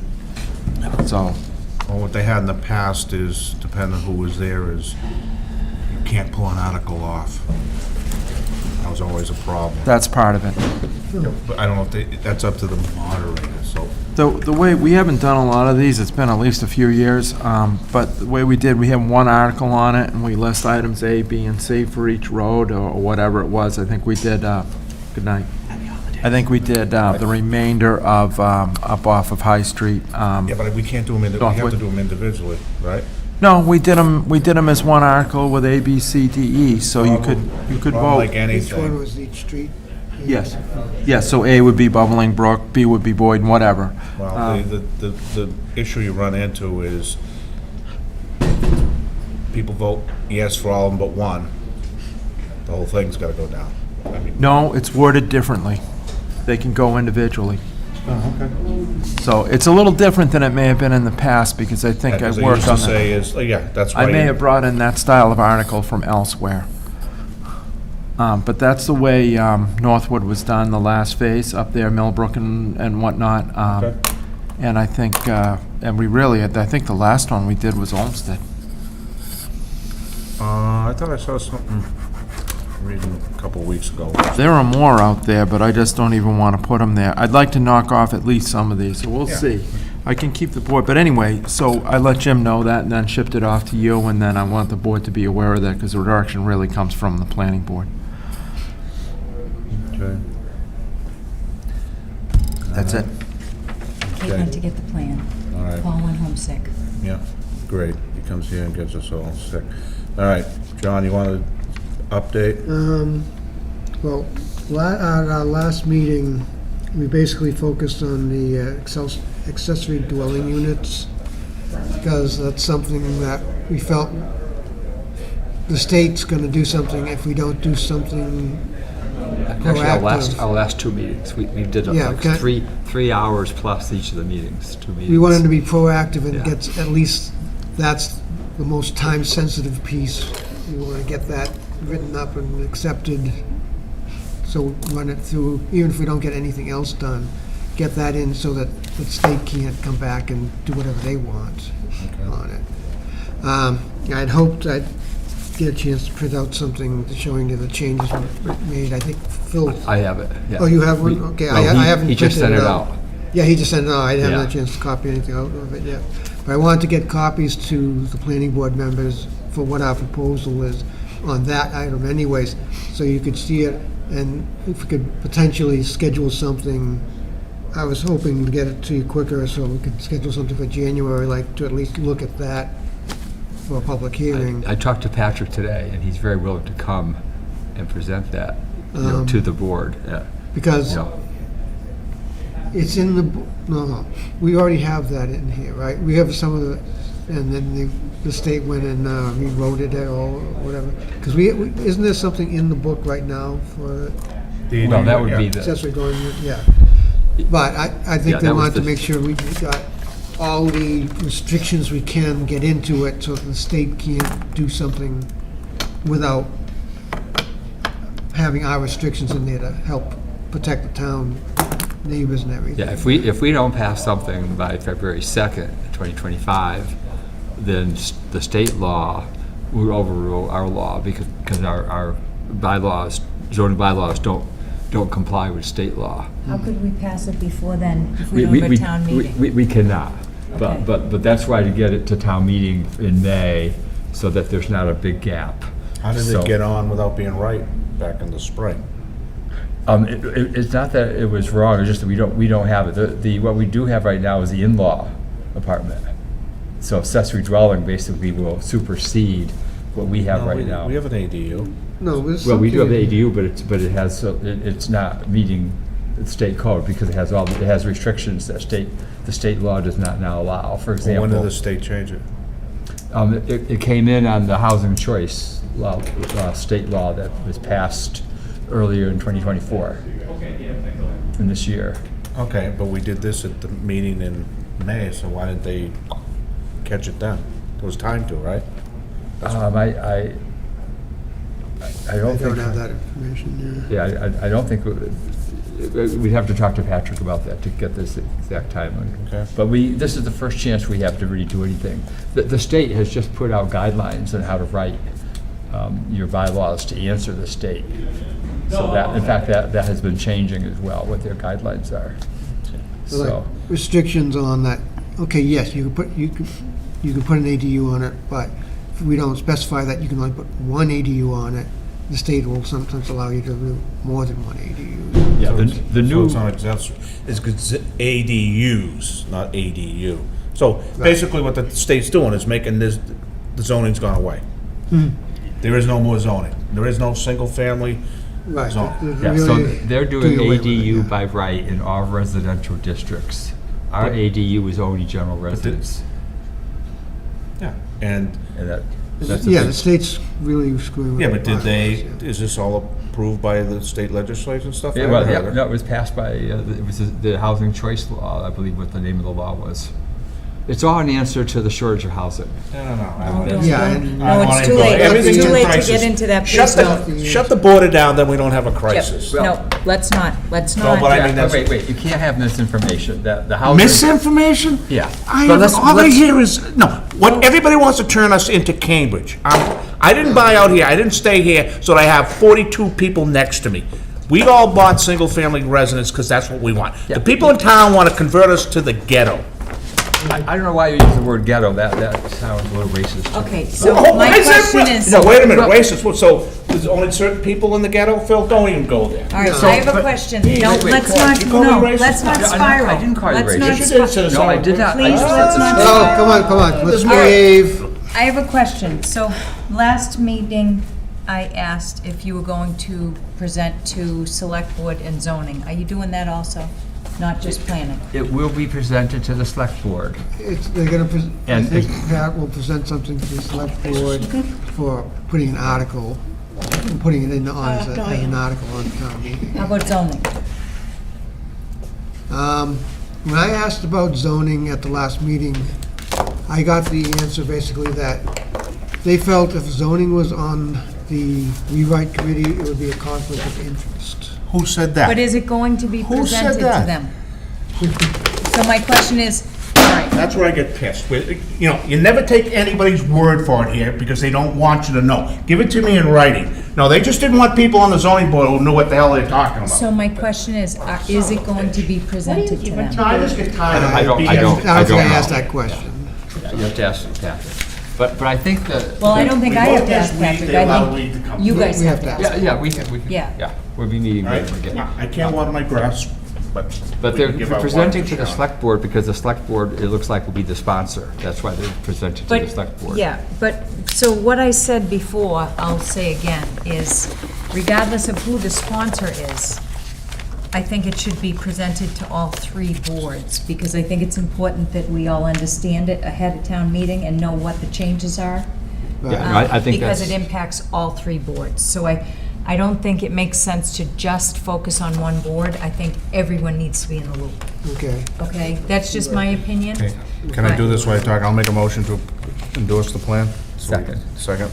All in favor? Aye. All right, now you can continue so we get this So, done. yeah, so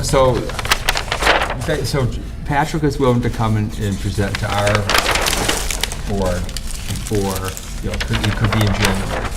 Okay. And it would be good to do that, because, if we have input, now's the time to give it to the committee. And the committee is working very hard on this because we're bound by the state law. We can't be, based on legal counsel, we can't put unreasonable restrictions. So it has to, it has to meet certain criteria in that regard. I don't even know what date. No, I know the date, but it doesn't say the approved date, the date we signed. Yeah. I'll put 'Cause 12. it's the same I'll put thing. 12/5. No one looks anyway, right? So the issue on housing, though, is that we have a housing shortage, which is why housing is so expensive. Yes, but none of the solutions they're presenting, the state presenting, are useful. That's the trouble. Well, the other thing, what happened to our housing partnership committee? That just went, there's no one left. Well, I think the Housing Partnership Committee members, of which I was one, felt a little bit like we weren't getting a lot of support in some ways. So you just quit. You just take your ball and go home. So you get a little problem, everybody goes home. Okay. But I went off the committee, so I don't know. There's only, I think there's only one guy left that has a term, I think, so. This is, oops. These me or you? Those are you, right? No. This. Yeah, those are yours. Do you have, Katie, do you have a smaller pen, maybe? You want to try this one? It's not a flare, but. Yeah, actually, it's a little smaller. Thank you. Yeah, it's only because my name is so long, it's hard to. John Wall, so, How was your birthday? much easier. I'm glad. Thank you. How are the boys? Hey, good. Dennis just got back from Ontario for hockey. Did you have fun? He did, Well, that was, but it's tiring. It's a lot. It is a lot. You didn't see me in the game, huh? Did you talk about the street acceptances? Carry everything okay? Yes. Okay. You didn't see me there? I did not see you, Jeff. I went up at halftime. because I got this. And then when I got there, it started pouring. It was pouring. Luck on Yeah. that. And then it got even worse. It's on the clock. Good night, Colin. Where's Monty? Hey, Kyle. Oh, are we still on? Yeah. Yes, we're still on. Oh, sorry. Drink it in. Make a motion to shut the TV off. And to be done, all in favor? Aye. Second, Katie. Yep, I'll second that.